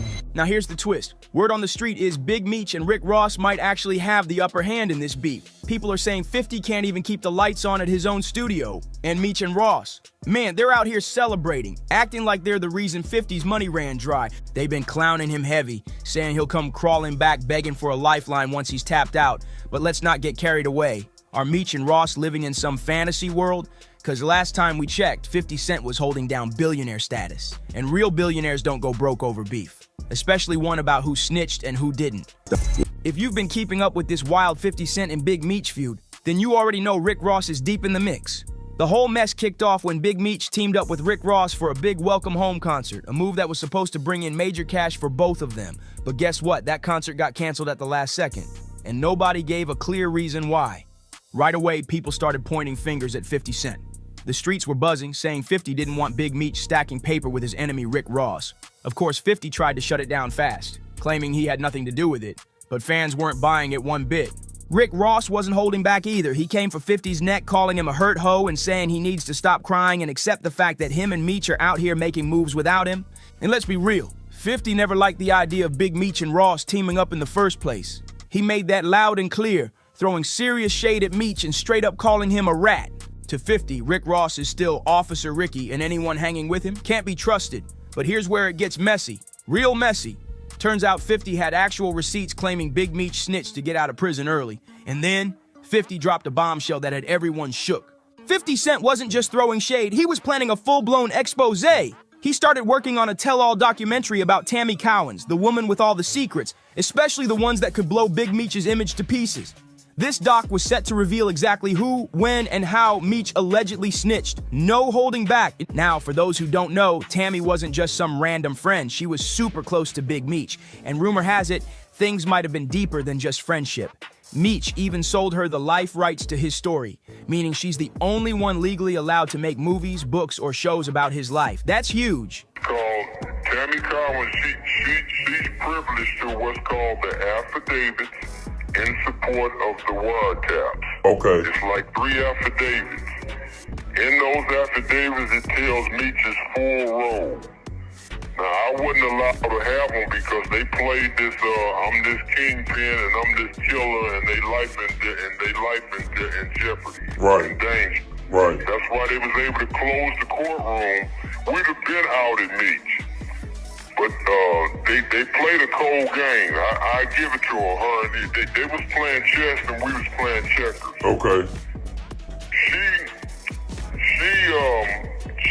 used the threat of her life and that I was gonna have some hitmen in the federal courtroom to kill her. And they closed the courtroom to the me and my shit standing room only. I'm that dude in that city, homie. Right. I'm that dude in that city. Right. So that's why they ain't been came out. But the affidavits in support of the wiretap, she has them. Okay, so she can get them for sure. If she got them. Okay. She got them. The only person they barred from having the documents was me. Okay. Okay, so you the only one that don't got the information. Right. Gotcha. Everybody else, it's called discovery. Everybody else got the packet. Okay. I wasn't going to address this because I'm not trying to let nobody trick me off the streets. But I never folded, never told, never will. Death before this time, always with me. So I'm doing this for my loved ones and the support of my friends and family to come out to the Amarant Arena February 13th.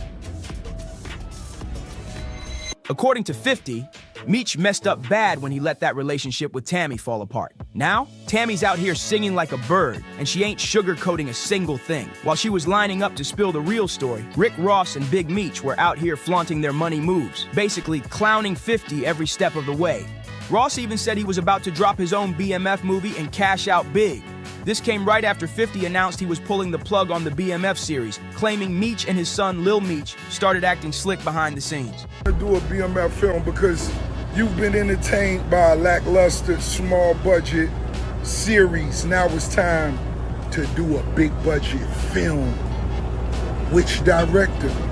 Shout out to my homie F. Gary Gray, Antoine Foucault, what's up? Tarantino. It's a lot of legends. This is gonna be big, I can feel it. I'm just talking. Now here's the twist. Tammy, who owns Meech's life story, was actually working with 50 to create the BMF series in the first place. The show was fire, no doubt. But once Meech joined forces with Rick Ross, 50 hit back with Petty King energy and shut the whole thing down out of spite. But wait, here's the wild part. Lil Meech was playing his own dad in the show, and now he's caught in the middle of this mess trying to keep the story alive while his dad's beef just made everything crash and burn. 50 Cent was out here basically feeding Lil Meech, putting real money in his pocket through the BMF series. Word is Lil Meech made over $5 million from the show, but here's the crazy part. Dude didn't save a single dime, not one. He blew through the whole bag on flashy cars, iced out chains, designer fits, and a bunch of wild spending. While his dad's still locked up with barely $1 to his name, you'd think Lil Meech would have stashed at least something to help his pops out when he touched down, but nah. He went full flashy mode like the checks would never stop. Got me before I even knew I could even act. I sat by him, and the next day he called me, 8 o'clock in the morning, woke me up. I'm like, damn, 50 calling me. So I answered the phone, he like, hey, what you think about going to acting classes? I want you to play your dad. He looked like his daddy, like spitting his hair down like his daddy. The same thing, like it was like, yo, got him from Atlanta to California and was able to get him with the coaches. And I believe you. Don't be walking around with this shit by yourself. I'm walking around with you. I'm only walking around with you with that motherfucker on. If I ain't with you, I don't want it. This shit come with the Draco, man. This shit come with the Draco. Come with the Draco. Still, this shit come with the Draco. Yeah. What you think about it, though, Fire? How I feel? This shit feel good. Wait, get the strap. Tony Yayo even stepped in and called him out, saying Lil Meech should have been smarter with his cash and saved up for the stormy days. And when 50 Cent started dragging Big Meech online, Lil Meech jumped straight into 50's DMs, trying to cool things down and stick up for his dad. Lil Meech tried to explain himself, saying the link up with Rick Ross wasn't personal, it was survival. Big Meech needed quick money just to pay the bills while waiting on that next BMF check to drop. He told 50, I can't believe this, man. You act like I'm your enemy. I've only shown you love and loyalty. I'm human. I go through my own stuff, but I never turned on you. F. Ross. He just gave my dad some bread to cover bills till our next season hits. This internet drama got me twisted, man. Boy, I see you struggling making that G-Unit film studio out there in Louisiana where that cheapest land at. You thought you was gonna be able to do it. You thought you was gonna be able to get them loans, and it ain't. What's wrong? What's taking so long? I know you wanna make your mama one of them walking stars thing. Put down there. How your mama live. Make her own walking star. Let me get one of them Bel Air bottles to hold up on these. Man, you heard what I just said? Them skin bad, man. You see that auntie murder? They never killed nothing. But that nigga need a facial so bad. When I be seeing them blackheads on them niggas, damn, them niggas doing bad. And 50, stop. You left your last hole because of something they said had to do with me. Don't leave Tony Yayo that. Come on, don't leave Louisiana. Don't quit like that, because you showed the picture of how you wanted it to look. We call it renderings. You had the renderings, then you try to go get them loans, and ain't nobody loan you that money. You ain't even built the G in the studio yet. That might be why when I stood next to Meech, your knees buckled. Your knees buckled. Put your back against the wall. Po Nick, you po hustler. You know me in real life. That's what Lil Meech told 50. But 50 wasn't trying to hear it. Instead, he dropped a nuclear bomb that flipped the entire beef upside down. He posted a screenshot of Lil Meech's message with a cold caption, "What next season?" He basically confirming that the BMF series is dead. Then came the real shocker. 50 announced he's taking the BMF story to a whole new level by teaming up with Tammy Cowens to drop a no-holds-barred documentary. And let's just say, it's not gonna be pretty. He's out to expose everything about Big Meech, who he's now calling Big Screech. This move crushed both Big Meech and his son. Without those BMF checks, they're left scrambling. We already saw how Lil Meech burned through $5 million like it was pocket change. And let's keep it real. What kind of job is Big Meech supposed to get after doing all that time behind bars for trafficking? If they want to live the flashy lifestyle they're used to, Lil Meech has to either bounce back into acting or somehow reignite a rap career. But after going head-to-head with 50, that door might be closed for good. Now here comes Rick Ross trying to play savior. Right after 50 pulled the plug on BMF, Ross fired back, saying he'd make his own version of the BMF story. And not just that, he claimed it would be way better than anything 50's G-Unit studio could ever put out. But here's where Ross hits a wall. 50 Cent actually owns the rights to the BMF brand. Yup, sources told TMZ that Rick Ross can't even move forward unless he gets permission from 50 himself. And let's be real, 50 Cent giving Rick Ross the green light, that's never happening. But just when you thought the drama had peaked, it went even wilder. The moment 50 made it clear he wasn't putting another dime into Big Meech's family, everything flipped. The loyalty? Gone. Suddenly, Lil Meech and his pops were out here moving real funny, linking up with all of 50's enemies in plain sight. Next thing you know, Lil Meech is popping up at clubs with Rick Ross, posing for pics on purpose, making sure 50 sees every one of them. No shame at all. But wait, it gets messier. Big Meech and Lil Meech took it another level up by connecting with none other than Floyd Mayweather. Yeah, the same Floyd who's been beefing with 50 for years. Lil Meech posted a pic of him and Floyd hanging out, captioned "Real Power," a bold jab at 50's hit show Power. And if that wasn't enough, he dropped another photo with the classic shush emoji, like they were cooking up something big behind the scenes. It was starting to look like Lil Meech had switched teams completely, riding for his dad, but going full-blown op on the man who gave him his first major break. Wild part? Just weeks before, this same dude was in 50's DMs saying F Ross and pledging loyalty like a soldier. Now he's out here doing the exact opposite. But this is what happens when too many voices start whispering in your ear. 1 minute you're cool with someone, next minute you're siding with everyone they beef with. It's like Meech and his son just forgot how 50 held them down when no one else did. Even Boozy chimed in, saying he didn't like how soft Lil Meech came off in that message to 50. If it were him, he said he would have made it crystal clear, loyalty to family first, no hesitation. But 50 Cent wasn't going to stay quiet forever. He finally clapped back, and this time, he let it all out. He explained exactly why seeing Big Meech and Lil Meech hanging with his enemies hit different. He said, "I did more for Meech than anybody in his life. That's why Boozy reacted the way he did. Every time Meech got locked up, I was the first one he called. I bailed him out. Every time. Then I see him laughing at his pop's post. That's when I knew. He's a snake too. He belonged with them." 50 didn't stop there. He broke down how he was basically a father figure to Lil Meech while Big Meech was locked up. He paid for acting school, cleaned him up when he was using, and made sure he had money in his pocket so he wouldn't get caught up doing illegal stuff. But everything started changing once Big Meech got out. According to 50, that's when bad advice started messing up Lil Meech's head. While 50 was trying to teach him how to manage money and stay clean, Big Meech was hyping him up to flex, spend recklessly, and live wild. "I thought about it," 50 said, "and I think Big Meech just didn't like the bond me and Meech had. I'm telling him to chill with the drugs. Meech is telling him it's cool. I'm telling him to stop blowing all his money. He's bragging about how much he spent. What people don't know is I had to send him to rehab." And then 50 dropped the hammer, saying even Russell Hornsby, who played in the BMF show, noticed something was off. Meech was high as hell on set, throwing up during a weapons test, 50 revealed. Then Ian hit 50 with the final straw. He said that little ninja had whippets in his truck. 50 was like, "What the hell is whippets?" Turns out it's that gas stuff found in BB guns that people inhale to get high. Wild, after everything 50 did for Lil Meech, to have him flip like that and then publicly disrespect him, that's straight up betrayal. But don't think this chaos is cooling down anytime soon, not even close. Rick Ross is still out here throwing shots, recently clowning 50 and saying he's too broke to even build his new G-Unit studio. According to Ross, 50's credit is shot and no bank's messing with him. In another video, Ross straight up threatened to buy 50's masters, just to toss some coins in 50's pocket. That's cold. And word is, 50 saw all this and snapped, talking about dropping receipts to show who's really broke out here. 50, who own your masters? Who own your masters? I buy your masters. You better shut up.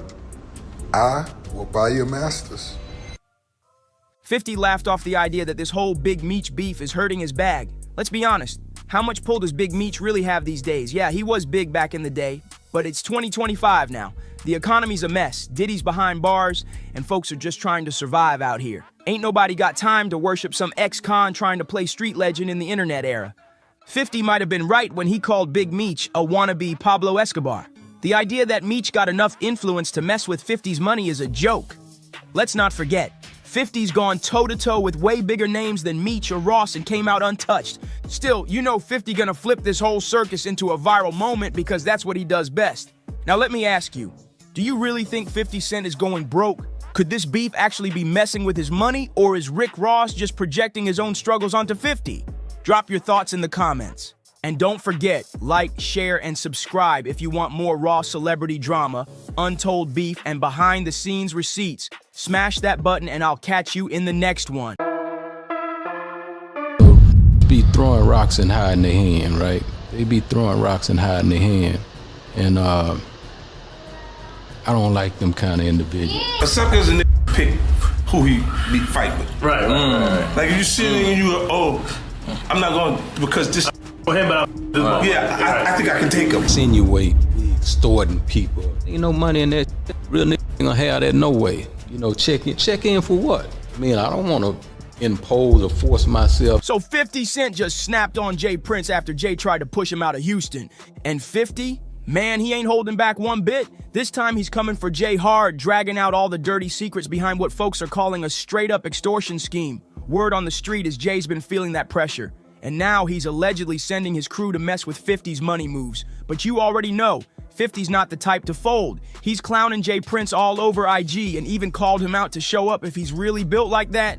They say 50 got the kind of proof that could crush Jay Prince's whole empire. You know what's a sucker to me? A sucker's a pick who he be fight with. Right.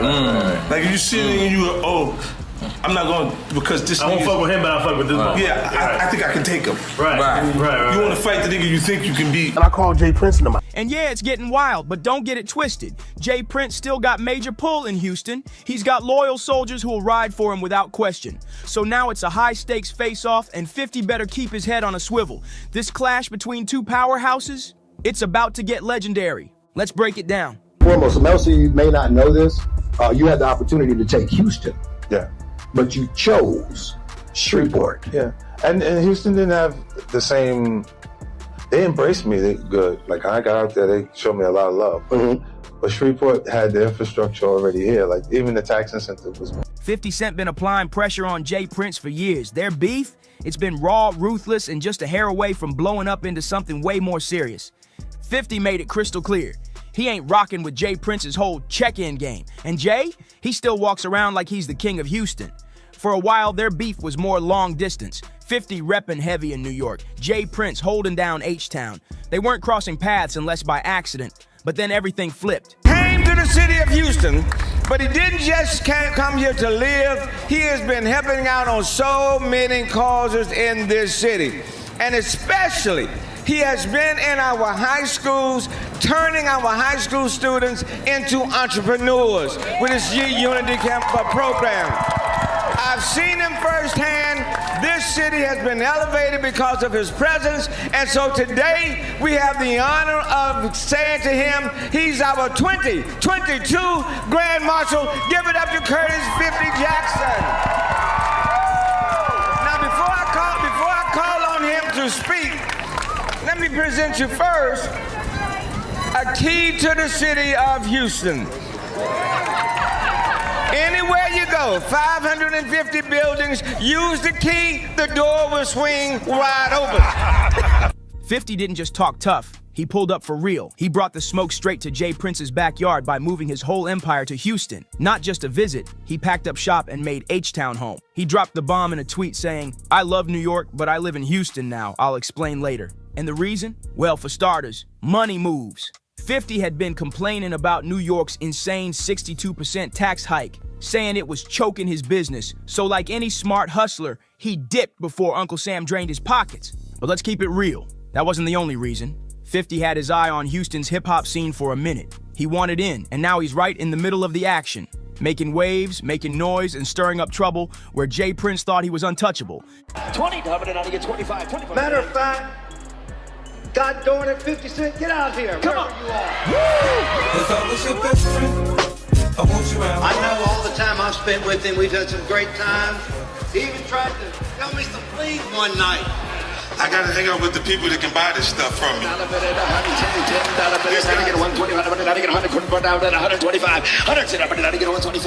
I think Johnny might be on. Houston ain't just any city. It's a major hub for hip-hop, rap, and that raw trap energy. And 50, he's no dummy. He's all about culture, business, and making power moves where the money flows. So when he saw the wave rising in H-Town, he jumped on it, investing heavy with plans to cash in big when those profits start stacking. Word is, part of 50's move had to do with his liquor brand, Branson Cognac.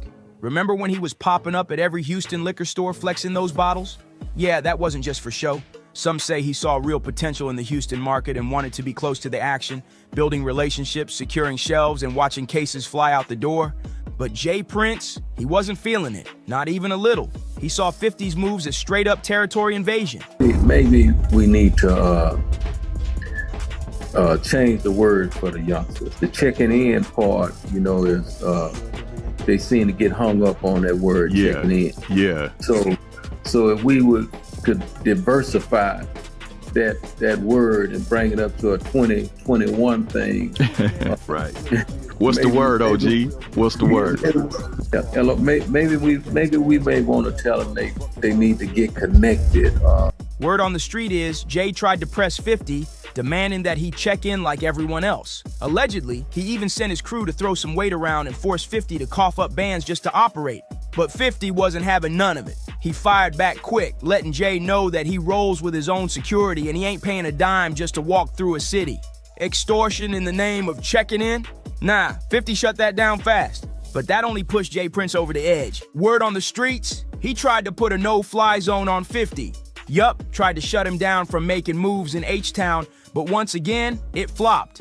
50 ain't the type to fold under pressure, and he made it loud and clear that he don't play those street politics. And get this, he wasn't ducking nobody. He stayed active, handling business, showing face, and even building up the community. Don't turn me down. What you said? Don't turn me down. What you on, folks? Don't turn you down. Yeah, man. What you on, folks? What you mean what I'm on? What you on, man? What the deal there? What up?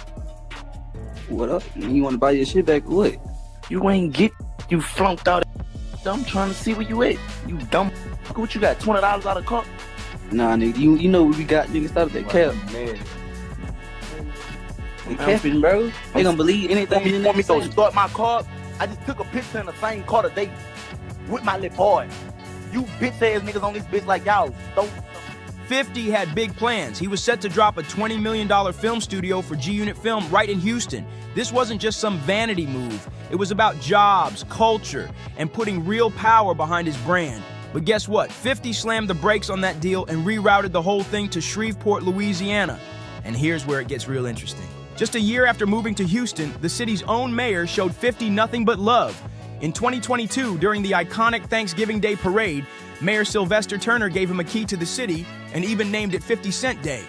The mayor didn't hold back. He called 50 a powerhouse, a rapper, businessman, artist, and philanthropist. He praised him for backing the youth and turning high school kids into young entrepreneurs. While some wanted to push 50 out, the city was celebrating him like royalty. Through his G-Unity program, the mayor made it official. November 24th is 50 Cent Day in Houston. He told 50 straight up, "You'll always have a home here." The crowd was lit with love, cheering like he was one of their own. And 50, he felt it. You could see it in his speech, real appreciation, real connection. But while the city was throwing flowers at 50's feet, Jay Prince was somewhere fuming. Word is he was grinding his teeth and maybe even throwing punches at the wall, watching 50 take over as the new top dog in his own backyard. And let's be real, the receipts don't lie. It's obvious why 50 got the keys to the city, while Jay Prince started getting treated like some street-level troublemaker. Since landing in H-Town, 50 has been investing heavy into the people, using his money to lift up the community and push real programs through his G-Unit Foundation. The little homie young boy place got broke into. People went in his place, disrespected different things, and I got a call about it. And the little homies that went into this place want to make that right because they understand that, you know what I mean, young boy family is okay with me. And as you can see, homie, to make a long story short, I got your keys to your Rolls Royce, I got your keys to your McLaren, you know, all that shit that they took, and the homie, Shakur, what you got, homie? You got your Rolls Royce umbrellas, you got your keys, you got a bunch of other shit, so get in contact with us, bro. Get your shit. One major move, he launched the G-Unity Business Lab, a powerful educational program designed to teach high school students in Houston how to build businesses and think like CEOs.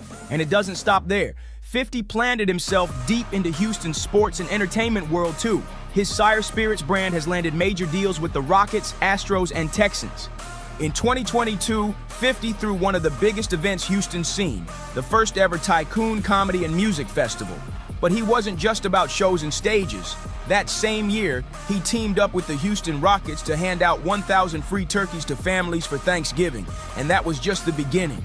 Fast forward to 2023, 50 dropped a jaw-dropping $850,000 worth of toys during a holiday giveaway.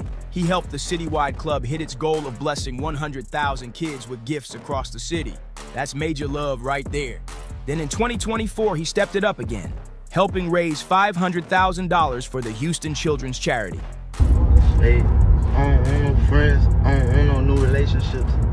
All that pussy, I don't respect none of that, man. If you got something for me, man, they got plenty around me you could call. Man, nigga, it's plenty ways you could get in touch with me. Man, don't get on no internet and do nothing publicly. Don't do nothing dealing with no publicity, none of that pussy. And I'm good on them keys, gangster. When you buy shit cash, two keys come with the car anyway. Mind your business, man. And check this. He auctioned off 2 giant bottles of his Le Chemin du Roi champagne at a gala, helping the event hit a record-breaking $6 million in donations. That night, straight legendary. Bottom line, 50's impact on Houston is undeniable. The city sees it, the people feel it, and the respect is real. Now flip the script. On the other hand, we got Jay Prince and his crew, still tied to that mob-style rep. And let's be honest, where do we even start? Instead of building opportunities, he spent years building a reputation off intimidation. When you're dealing with older people, they're the last to know that things have changed. We not your little niggas. Like, the way you talking, I don't get what you mean. We're not your little niggas. Like, for real, all that big homie stuff, that's for little niggas. Little niggas have big homies. We're not little niggas, so we don't even respect big homies. I know Killer doesn't, and for me, I never respected niggas in the streets. That's why I always got the problems I got. Niggas would tell me, Mace, chill. No, chill for what? Who is this nigga? That's how I feel listening to this, man. Like, I want to respect you, but I can't. And I'm going to tell you why. Because if I got a little, like the dudes that raised me, if I was out of pocket, they would tell me I'm out of pocket. They wouldn't let me put them on a crash out mission. They'll say, yo, Mace, listen. Around here, we don't send niggas to do nothing for us. We don't pay niggas to handle our problems.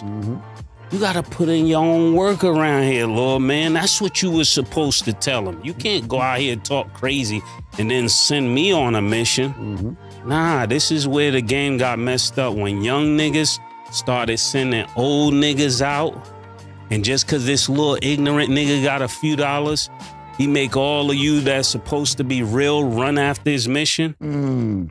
This is a problem, Jay Prince. And I'm gonna tell you like this, if you're 60 years old and you're trying to be a street nigga, you failed. You failed. I'm telling you this. And I stand, my name is Mace. I stand by this message. Artists trying to work in Houston often get met with pressure, not support, all under the name of so-called protection.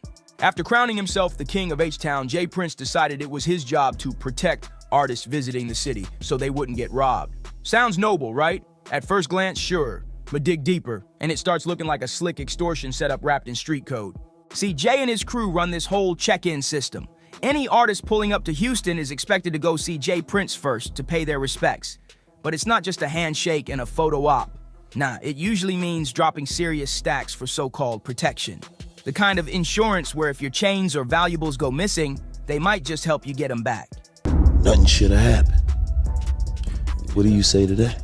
What I would say to that is, I have a track record, man, and the Prince family have a track record of 30 plus years of, honoring and loving on our guests and being with our guests, and no shit like this never happened. But here's the thing, and this is what people don't understand. We ain't never had nobody to attack us, if you know what I mean. You know, when a man attack a situation with a weapon, then, you know, it become a playing field where, you know, any and everything goes. So that's what we're dealing with right here, and that's the root of this situation. Here's the shady part. They don't ask if you want protection. It's more like you better comply. If you say no, thinking your own security got you covered, that's when problems start. Word is, Jay's crew has been known to set artists up, and the ones who refuse to check in often get hit hard. Just ask NBA Youngboy. He came to Houston for business and decided not to check in. What happened next? 2 goons broke into his spot while he was out, took his chains, cash, and even the keys to his whips. The robbers didn't waste time. They hit up NBA Youngboy asking for a $30,000 ransom to return his stolen stuff. But YB wasn't biting. He clapped back, calling them out as nothing but foolish kids trying to play gangster. He wasn't impressed at all. Then, out of nowhere, Jay Prince jumped into the mix. Jay posted a video on IG tagging YB, claiming the stolen goods had magically been returned to him. He told YB to reach out if he wanted his things back. Just like that, Jay put himself in the middle, acting like some kind of middleman. But YB wasn't fooled. Not for a second. He came back hard, telling Jay Prince exactly where to shove that fake kindness. YB called him out for dragging the situation into the spotlight. I mean, come on. A grown man nearing 60 playing clout games on Instagram? When Mike and Junior was walking by, he actually went in the restroom to wash blood off his hand where he had reached up on the takeoff. He had to pick him up, and his fingers went in there. You know why? Blood well. According to YB, if Jay had good intentions, he would have handled it in private, not turned it into some public stunt. YB saw it for what it was, a setup, a straight-up extortion play. He knew the second he reached out to Jay, the price to get his stuff back would have skyrocketed, more than what the robbers even asked for. So he stood his ground. No check-in, no ransom, no deal, and NBA Youngboy ain't the only one who's had enough of Jay Prince's check-in circus. Cameron and Mace tore into him on their podcast It Is What It Is, putting him on full blast. They mock Jay for still playing power games at his big age when he should be guiding the next generation, not trying to intimidate him. And let's not forget about the shady loaded dice games Jay Prince and his sons were known to host whenever rappers landed in Houston. Word is, these weren't just friendly games. Rumors been flying that these setups were another layer of Jay's alleged extortion machine. Now here's where things get dark. There's been serious talk that Jay Prince might have had a connection to Takeoff's tragic death. Yeah, that Takeoff from Migos. The night he got shot, it happened at one of those same infamous dice games. According to the official reports, a fight broke out, people started flashing weapons, and shots rang out. One of those stray bullets hit Takeoff, and just like that, a young legend was gone. But now, new footage has allegedly surfaced, and it's raising major questions. Because the scene might not have unfolded the way they first claimed. Something about it ain't adding up, and folks are starting to wonder what really went down that night. Sources say Jay Prince was heated that Takeoff and Quavo didn't check in the way he expected. So allegedly, he told his crew to teach them a lesson. It was supposed to be a light warning, just enough to rattle them, maybe leave Takeoff sidelined for a few weeks, but things spiraled fast, and what was meant to be a scare turned into tragedy.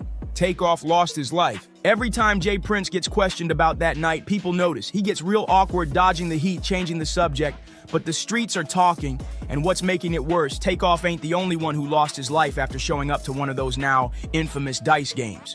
Remember Duke the Jeweler? Dude thought he hit the jackpot, walked away from the game with $100,000 in winnings.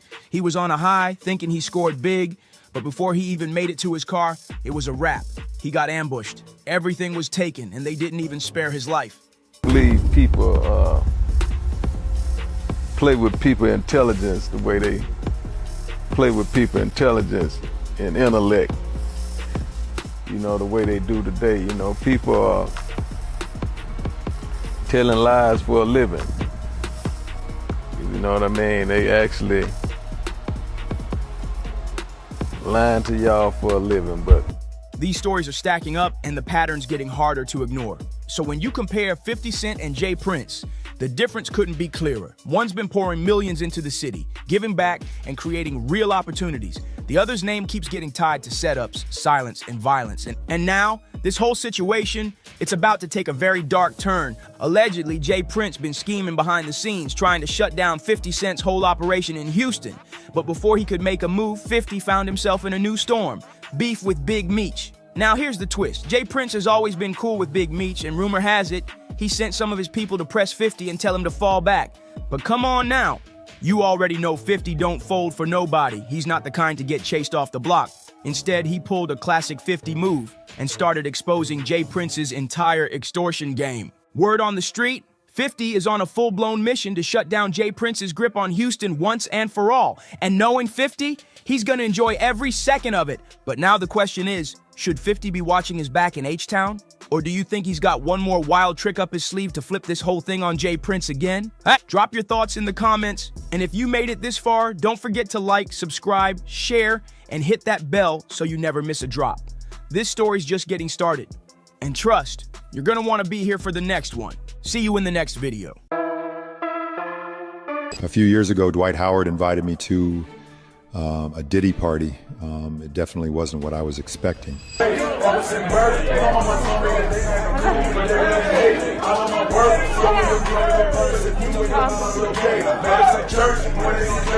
Everybody know ain't no party like a Diddy party, so. Yeah, that's it. When this is done, we gonna drink a couple of bottles of the most premium wine. Please. Yes, sir. LeBron James, Jay-Z, Beyonce, Gloria Estefan. Those are some of the names that appear in an explosive new lawsuit filed by a Florida man against Sean Combs, claiming he was a victim of sex trafficking and kidnapping at the hands of the music mogul. 50 Cent ain't letting up. Now he's got LeBron James in his sights. Yep, you heard that right. LeBron's name just popped up in a jaw-dropping new lawsuit that's already blowing up the internet. A man is accusing Diddy of forcing him into a twisted humiliation ritual before allegedly assaulting him at a wild party back in 2015. You never did? I'm just not with all that freaky shit. Like all of the stuff that he's doing, I'm not into that type of stuff. I'm just a little more, maybe you could say basic or normal. But it doesn't stop there. This lawsuit is naming names, and they're big. Turns out it's not just Diddy under fire. The suit claims A-listers like LeBron, Beyonce, and Jay-Z were all present at that same party, and they allegedly saw some seriously disturbing stuff go down. And now, some leaked party footage is surfacing online, and it's got people straight up shook. Did he do it, right? Yeah. I know He did it. You've been heavy on social media talking about it. He did it. And I'm the only one who's been vocal about this long before it actually. Oh, you've been saying this for a long time now, and then no one was, they're just widely saying this, and now it's coming out like crazy. I mean, but I also didn't participate. I also didn't go to those parties. Yeah. So a lot of the celebrity culture that you don't hear saying anything is because they participated. Was there a reason you never went to those parties back in the day? Obviously, I know what was going on there, but is there a reason you never did? I'm just not with all that freaky shit. Like all of the stuff that he's doing, I'm not into that type of stuff. I'm just a little more, maybe you could say basic or normal. Fans are already asking, is this the footage that finally blows the lid off all the secrets from that night? And guess what else fans uncovered? LeBron and Diddy weren't just random party guests. They've been spotted turning up together many times over the years. From VIP events to exclusive after parties, their connection runs deep. Now folks are wondering, what's 50 Cent got to say about all this? And more importantly, is LeBron about to get featured in 50's upcoming Tell All Diddy documentary? So let's break it down. Everybody know ain't no party like a Diddy party, so. Yeah, that's what's up. Yeah. Yes, sir. Hey, turn around and vibe. And Bron, me, when this is done, we gonna drink a couple of bottles of the most premium wine. Please. Yes, sir. This latest lawsuit comes from a man named Joseph Zaro, and his claims are beyond disturbing. He says someone slipped something in his drink at a Diddy party, and later he was dragged to a mansion on Star Island in Miami for Diddy's son Christian's birthday bash in April 2015. The mansion, it belonged to none other than Gloria Estefan and her husband Emilio. Zaro says Gloria saw he looked messed up and told someone to call an ambulance, but Emilio allegedly shut that down quick.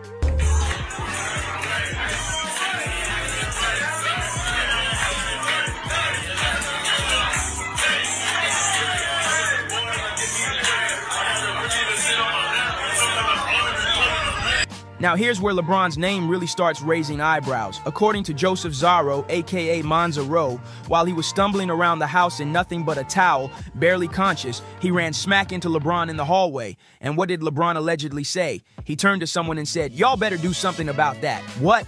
But that's just the beginning of the madness. The lawsuit claims Zaro was then led through a secret underground tunnel, yeah, a whole tunnel, straight into Diddy's private mansion. And guess who escorted him? Former adult film star Adria English, who's also named in the case. Zaro says that as he slowly started to wake up, he realized he was in a room with none other than Jay-Z and Beyonce. Hey LeBron, how you doing tonight, man? Yo, you wish Diddy happy birthday, man? Where do you get the man that has everything, LeBron? And get this, Beyonce allegedly looked at him and asked, "Why is there a half-naked man standing in front of me with an adult toy strapped to his face?" Zaro says someone in the room coldly replied, "It's a punishment. Diddy wants him to see what happens to snitches." Yeah, it gets even darker. The lawsuit accuses Diddy of ordering Zaro to be publicly humiliated in front of everyone at the party. Zaro claims he was stripped down, forced to wear a thong, and then had a black leather mask locked over his head, with a rubber dam inserted and zipped shut. To top it off, a locking adult device was allegedly strapped to the mask, sticking out from his mouth. Zaro says he was subjected to humiliating, degrading, and non-consensual acts, and described the whole twisted scene as a freak-off. It sounds like something out of a nightmare, not a party. And what's LeBron's camp saying now that his name is all over this madness? His spokesperson fired back fast, telling TMZ, "This is demonstrably false and doesn't even merit a report or response." They also pointed out that a simple internet search can show exactly what LeBron was doing in April 2015.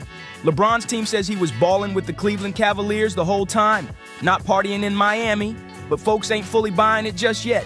Jay-Z even stepped in to back LeBron, bringing out the big legal guns. Bron! We know you was at them Diddy parties, nigga! We know you was there! We know you was at them Diddy parties! His attorney, Alex Spiro, shut the whole thing down, calling the lawsuit completely baseless. According to Spiro, Jay-Z wasn't even in Florida during April 2015. Mr. Carter wasn't in the state to witness anything, he said, and added that Jay was out in public doing things you can easily verify online. Still, that didn't stop fans from raising an eyebrow or two. See, LeBron's rep gave a general denial, but didn't confirm where exactly he was on the night of that wild party. Playing for the Cavaliers doesn't exactly mean he couldn't have flown into Miami for Christian Combs' birthday bash real quick. And now, even 50 Cent is throwing shade at LeBron. Listen to me, LeBron, all I'm gonna say to this, and I say this with all due respect to the young man that they call Bronny. Your daddy is Shluminati. Your daddy has been diddled by the diddler, and I pray to God he has not set you up to be diddled either. I pray Lil Bronny don't come out with a story talking about he woke up at Diddy's house and don't know what happened to him. I'm hoping we don't hear that from Lil Bronny. And I'm also trying to figure out if when that young man almost dropped to his end like he did, because they've been playing Dr. Frankenstein with him like they've been playing Dr. Frankenstein with his dad. I hope that ain't had nothing to do with it. Kendrick did say LeBron keep the family away. Right after the lawsuit dropped, 50 posted, then quickly deleted, a screenshot of the TMZ article on Instagram. But not before fans caught the caption, "God damn, how many of these boys Diddy was touching?" Whew, that post vanished fast, but the internet never forgets. And that's not all. 50's been talking heavy lately. In a recent interview, he explained why he's the only major celeb speaking up about Diddy's legal storm. According to him, it's simple. He's one of the few who ever told Diddy no. 50 said that most celebs keeping quiet now are doing it because they were actually involved in those infamous freak-off parties. He made it real clear. The silence in Hollywood ain't random. In his words, they're all acting brand new because they know the truth is creeping closer. Not. Listen to me, as far as LeBron's wife is concerned, they've been together since high school. He's running around screwing everything that walks. She lets her husband allegedly have the with the people there, because you know they stud the Lakers ain't done nothing but stud LeBron out. All of this, it's a whore. Bronny, say no to the Diddy party. Stay away from the Diddy party, little Bronny. But here's the twist. This lawsuit ain't the first time LeBron's name got tangled up with Diddy. People have been side-eyeing their tight bond for years. The whispers go way back, and now they're only getting louder. Let's rewind to May 2024, when that shocking hotel surveillance video of Diddy assaulting Cassie was leaked by CNN. What did LeBron do? He quietly unfollowed Diddy on Instagram. No statement, no drama, just a slick unfollow like no one would notice, but fans definitely did. And they are dumbing it down to the fact that they think that P. Diddy is on some kind of spree for removing people who speak about this because he's gay. That is not the issue. There are gay people, but what we're talking about here is ritualistic sexual deviancy used to harness energy of a human being. Ritualized, thought out, planned specifically to rip the person down and hide behind their energy. We all like that. But what if we're talking about a religion that hides behind the energy of the most innocent on this planet, who are lit up energetically because it hasn't been broken? Then, fast forward to December, right after Diddy got arrested and indicted, and LeBron suddenly announces he's stepping away from the Lakers for personal reasons. Yeah, fans thought that timing was way too convenient. Internet detectives went digging. Yeah, and what did they find? Receipts, lots of them. One viral clip shows LeBron and Diddy vibing on Instagram Live, even doing a little dance-off together. But what really had fans buzzing was a comment LeBron made about Diddy's parties. It was casual, but knowing what we know now, it hit different. Now look, it's true. Practically every A-list celeb has shown up to one of Diddy's flashy events. That alone doesn't mean much, but here's where it gets sketchy. Rumors have long claimed that LeBron wasn't just another party guest, he was close to Diddy. Real close. And now, more old videos are resurfacing showing them turning up together multiple times. Bieber was famous as a teenager and all of that. How do you think he got that way? Because they harnessed his energy and presented him while him, the self, is broken. He is broken and a shell of himself because he has lost his sense of self. They stole that. One major flashback, November 2018. Diddy's 49th birthday bash in LA. LeBron pulled up to celebrate, even though the Lakers had just taken a nasty loss to the Raptors that same night. Fans were shocked that he still had the energy to party after getting smacked on the court. But hey, priorities? And now with all this heat, fans aren't holding back. People have been heckling LeBron at games and online, throwing shade over the rumors about Diddy's private parties. And from the looks of it, LeBron ain't laughing, not one bit. Then out of nowhere, boom. Jaguar Wright jumped into the mix and lit the whole situation on fire with some wild claims about LeBron. Jaguar didn't hold back, and she even dragged LeBron's son, Bronny, into it and dropped a bomb by saying LeBron is part of the same secret society as Diddy. According to her, LeBron wasn't just a bystander at those infamous private parties. She implied he was in it and let Diddy do whatever he wanted with him. The internet went into meltdown mode after that, but Jaguar didn't stop there. She had a direct message for LeBron's wife, Savannah. She claimed it's been an open secret in certain circles that LeBron has been unfaithful for years.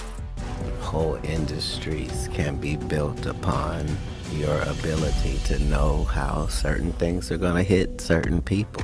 And this was before we called things promotion and marketing. And according to Jaguar, Savannah's known about it the whole time and just chooses to look the other way. That statement alone had fans spiraling with questions.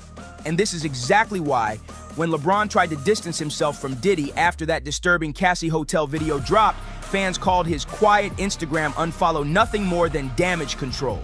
Too little, too late. People weren't buying it, especially after all the old clips and party photos started flooding back online. But let's be real, this ain't LeBron's first brush with backlash for backing people caught in serious scandals. Flashback to March 2022.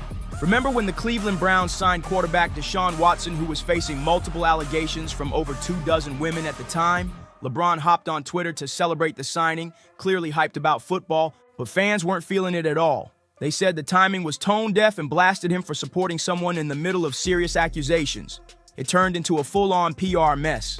I think that he had almost told off on himself when he spoke about the winter solstice. And that's when the pagans and people who believe in the cult was looking for that moon on 12/12 at 12 a.m. And they were doing spiritual rituals at that time. That's when that was going to be the last day of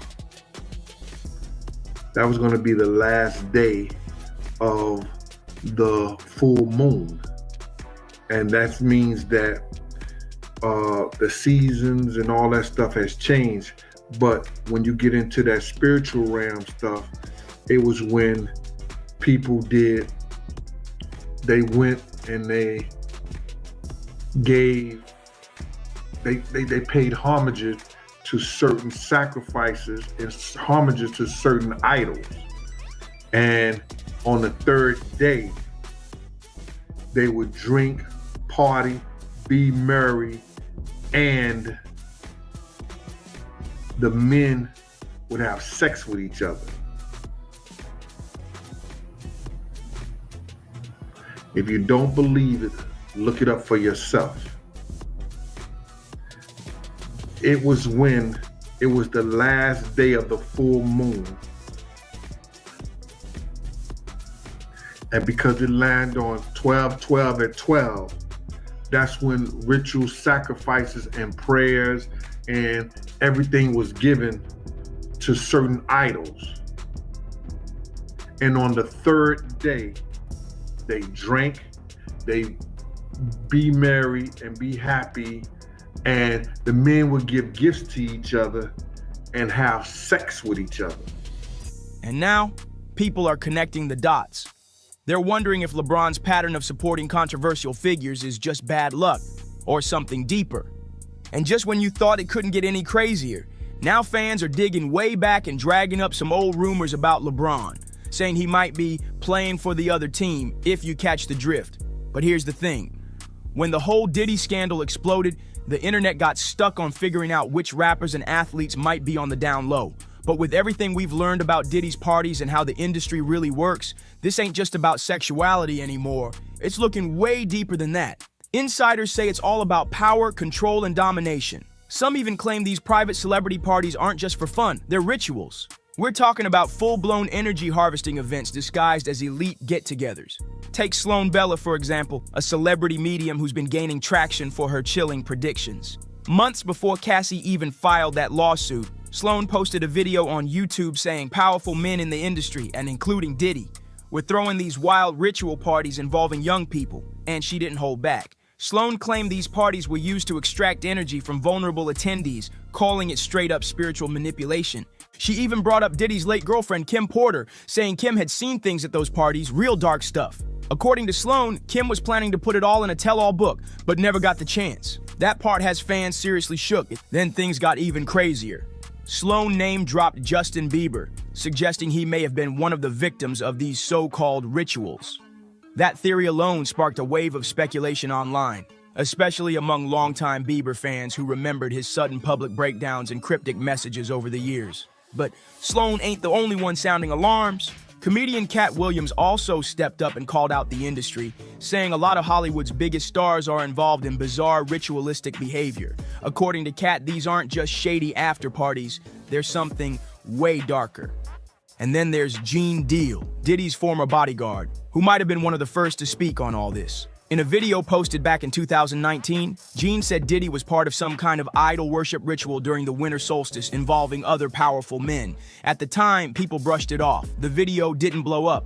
But now, it's resurfacing, and fans are watching it with new eyes. One more thing I want to say about Kobe's death, the symbolism with LeBron. So Kobe's from Philly, right? Yeah. LeBron James passed him up on the all-time scoring leaderboard in Philly, and he did it when he scored the 54th point. Kobe and Gigi, 41 and 13, you add that up, you get 54. On the side where LeBron made the basket, there was a snake cut up in 8 pieces. Kobe Bryant was the Black Mamba, and he wore the number 8. The game after Kobe Bryant died, LeBron James was wearing his jersey. They're all wearing his jerseys. He was crying, but then he does the Illuminati sign, puts his hand like this right before the game, and he does 666 and taps his chest. The game after, he did that in Kobe Bryant's jersey. Why are you making those hand signals before the game? He does it before every game, by the way.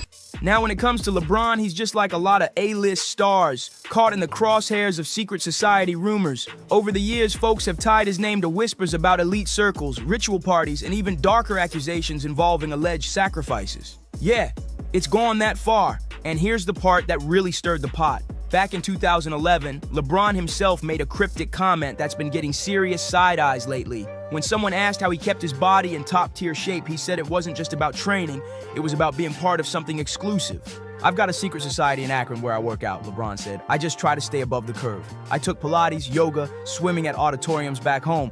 I can't tell you exactly where. It's a secret place. We hold a secret society over there. We don't tell too many people.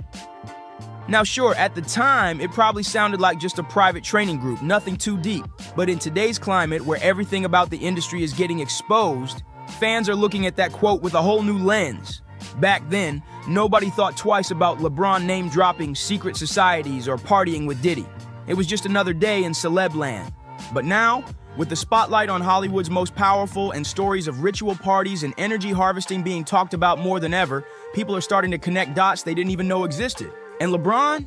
He's suddenly right in the center of it all. So what do you think? Is LeBron just guilty by association, caught up in high-profile events with bad timing? Or was he really sticking around for those after parties at Diddy's spot when things got wild behind closed doors?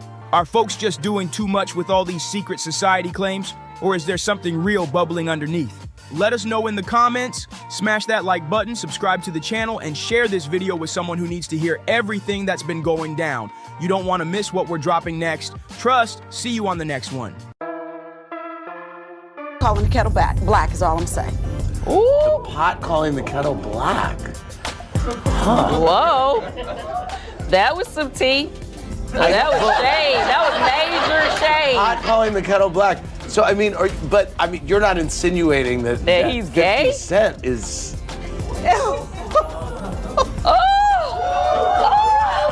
Oh my Lord, please.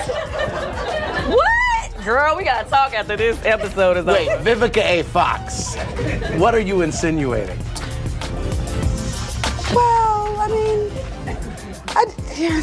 he gave you... No, he's not. I mean, we had a great time. I mean, but he's just seems like he's got something that's not quite clear. 50 Cent just won't let that grudge with Vivica Fox die, no matter how many years go by. He came for her again, this time clowning her for allegedly getting a BBL at nearly 60. Like, seriously? He's still stuck on her. Vivica's fresh look has been blowing up all over socials lately, and the second her name hits the trend list, guess who pops up like clockwork? The main thing that what killed the relationship was that we just went way too public, way too fast. Yep, 50 Cent. And at first, it looked like he was low-key impressed. People even started whispering that he might be thinking about spinning the block and giving Vivica another shot. But just when folks thought it might be a reunion in the making, he switched gears fast. Suddenly, he was dragging her, throwing shade about her botched surgery and saying she's never gonna find another man. But for my birthday, he filled my entire house with my favorite flowers, which were Casablancas and gardenias. He's very romantic, and he's like a big teddy bear. Yeah. And see, I know that side of him, and he's very sweet and very kind and gives the best hugs. Now let's talk about, he's 10 years younger than you are. 11. 11 years younger than you are. And you've said that energizes you. Yeah, definitely makes me happy. Keeps a pep in my step for sure. Was he in love with you? Very much. I mean, I think that the reason why it's haunted me for such a long time is I found out later that he wanted to propose to me. So that's why. Right, okay. So I'll set the stage. They're in Monte Carlo. 50's got the ring in his pocket. No. That's he was going to have a theater because I was excluded in the international tour of Kill Bill. Real bold, right? But Vivica? Oh, she ain't one to stay quiet. She clapped back hard. And she didn't just defend herself, she dropped a bomb. She fired off claiming that 50 is on the DL, saying he wouldn't recognize a real woman if she slapped him in the face. Whoa. This old flame just got reignited, but not in the lovey-dovey way. It's giving messy, it's giving petty, and it's giving straight-up chaos. And look, Vivica getting work done. You know, I want to thank Vivica Fox for wearing that dress, too.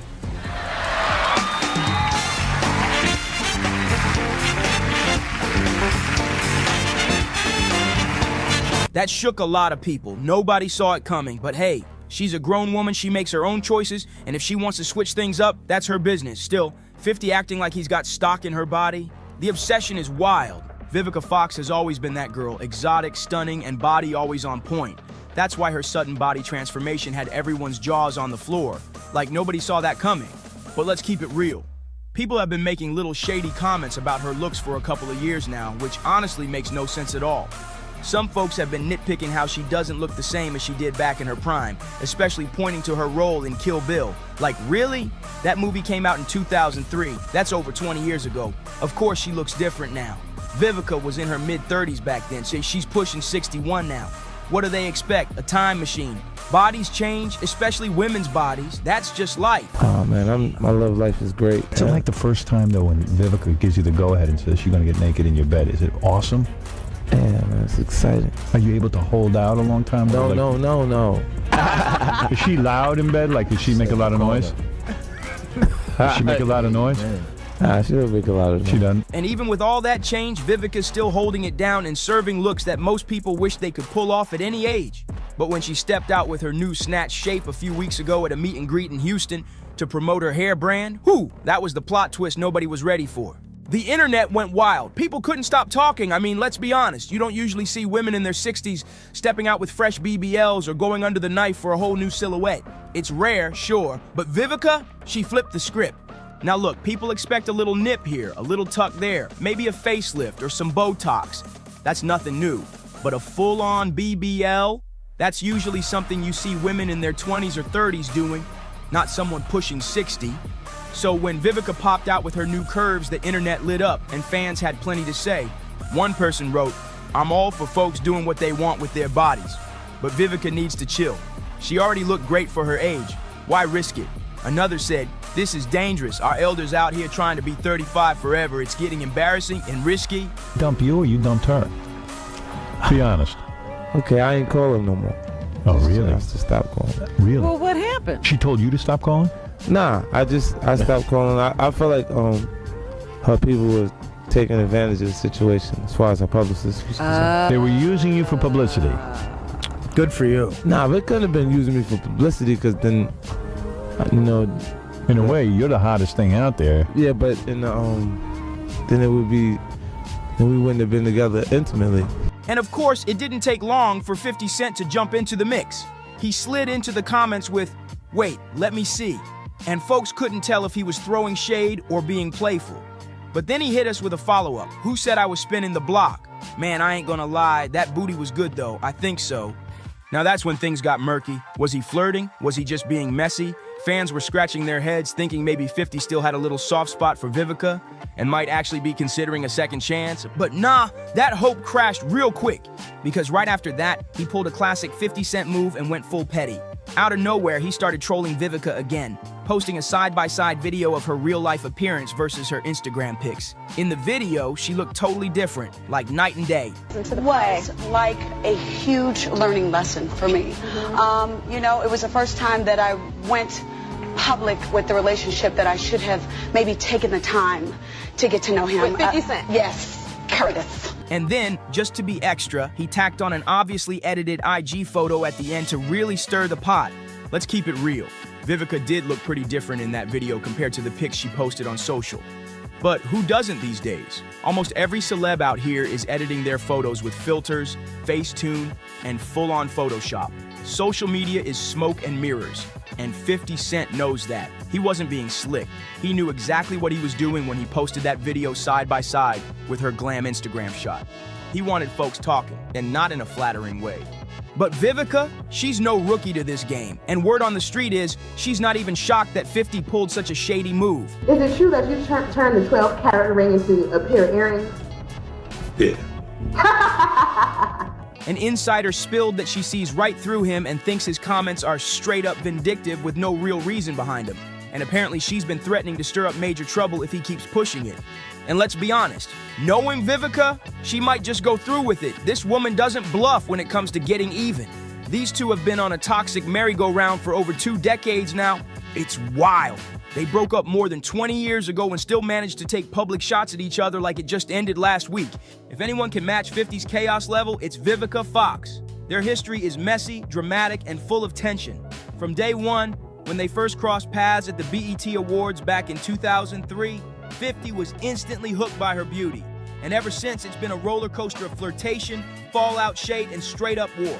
Fast forward to the 2003 MTV Video Music Awards, boom. The relationship didn't work out, but the press lasted a lot longer than the relationship did. So, I mean, Why do you think the press does that? Why do they like vilify the woman? Because when I read that stuff, I was like, it's so ridiculous. No, it wasn't the press. It was him. Oh, No, it was him. He was like, she's exploiting me. She's trying to use me for, you know, to get publicity, and which was so not true. I was about to be in a film with, you know, Oscar-winning actors, and I've been acting for years. But, you know, I just considered that ghetto love. That was his way of dealing with the breakup. 50 Cent and Vivica Fox stepped out on that red carpet hand in hand, shutting down all the whispers and side-eye speculation. No more guessing games. This power duo was official, and they wanted the world to know it. This was the peak of their superstar era. 50 Cent was on fire, dropping his legendary debut album Get Rich or Die Trying and selling a jaw-dropping 12 million copies across the globe. He wasn't just hot, he was untouchable.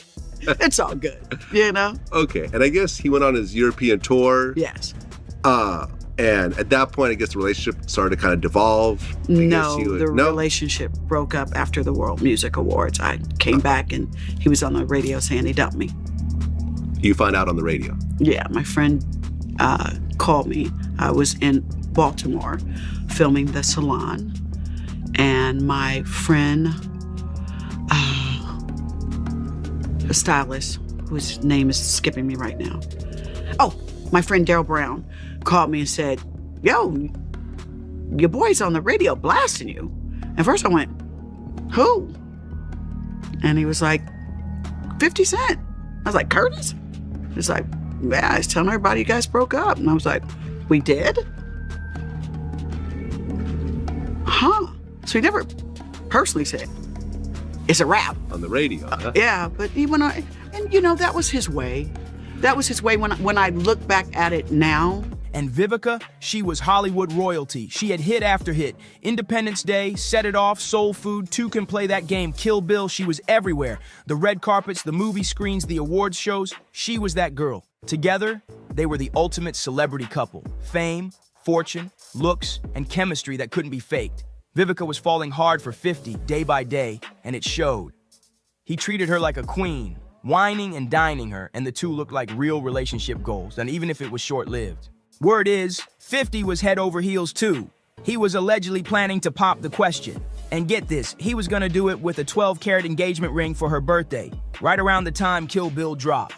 But just when things were about to turn fairy tale level, it all went sideways. And after that, his people got in touch with my people, and next thing I know, we were on the phone. And my birthday was coming up, and he's such a gentleman. He's very generous. I know him as Curtis, always will. And the 50 Cent, you know, those are his performing thing and who he is as a man. So I met Curtis. Vivica did something that rubbed 50 the wrong way, and boom, that dream ring, gone. Instead, he hit her with a pair of earrings and pulled the plug on the proposal, just like that. Now let's break down how this love story crashed and burned because it fell apart fast. We're talking House of Cards and a hurricane fast. One minute they were Hollywood's it couple, and the next, it was all smoke and rubble. Privacy, please. That didn't exist for them even back then. These two were living under a microscope with paparazzi snapping and tabloids writing every move they made. And let's be real for a sec. Even the strongest couples crack when their business is plastered across every gossip headline daily. But the real twist, that age gap. Turns out it wasn't just a cute little detail, it was a whole problem. Vivica was in her late 30s, a grown woman who'd seen life, and 50? He was still 26, barely pushing 27, and acting like it. Let's just say, maturity wasn't exactly his strong suit. And here's where things spiraled. 50 Cent couldn't keep their relationship private if his life depended on it. If there was a mic, a camera, or even a stranger passing by, he was talking, dropping details, hinting at drama, putting their business out there like it was a reality show audition. What were your thoughts when 50 Cent blamed the second season ratings dip on gay stuff? First of all, you know, the pot calling the kettle black is all I'm saying. Ooh, pot calling the kettle black. Huh. Whoa. That was some tea. That was shade. That was major shade. Pot calling the kettle black. So, I mean, you're not insinuating that he's 50 gay? Cent is...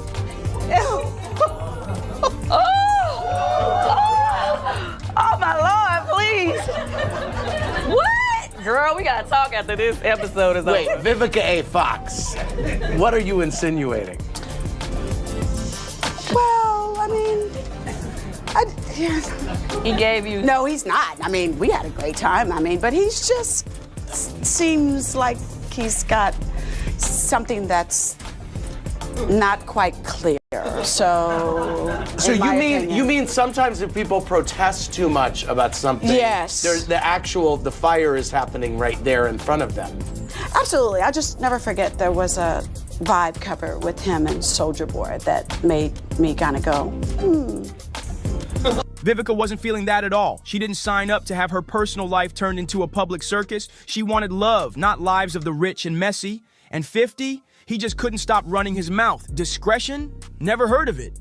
Between the media frenzy, the too soon public rollout, and 50's loose lips, the whole relationship was a ticking time bomb. And when it blew, it exploded. Like a firecracker on the 4th of July, bright, loud, and over in seconds. So here's where things got real ugly. 50 Cent started feeling like being with Vivica was messing with his tough guy image. Instead of handling it like a grown man and talking it out, he dipped, just like that. And no, he didn't sit Vivica down for a mature convo. He didn't even have the decency to send a text. She found out she was single by turning on the radio. Can you imagine waking up, flipping through stations, and hearing the host say you've been dumped? That's cold, like next level cold. But wait, it gets worse. 50 didn't just break things off. He ghosted her. No phone call, no heads up, not even a we need to talk. He straight vanished like a magician walking off stage. One day he was there and the next, gone. Left Vivica confused, hurt, and completely blindsided. And if you think that's the end of it, nope. Instead of staying quiet and moving on, 50 started running his mouth. Instead of keeping things respectful, he hit the streets spilling tea like it was happy hour. All the private details out there, all the messy parts on full display, and then the audacity. He went around claiming that Vivica was only with him for clout, like she wasn't already a full-blown star before he even had a hit record. At the end of the day, the spotlight was just too much for their relationship to survive. The cameras, the headlines, the constant buzz, it all got way too loud and they just couldn't handle the heat.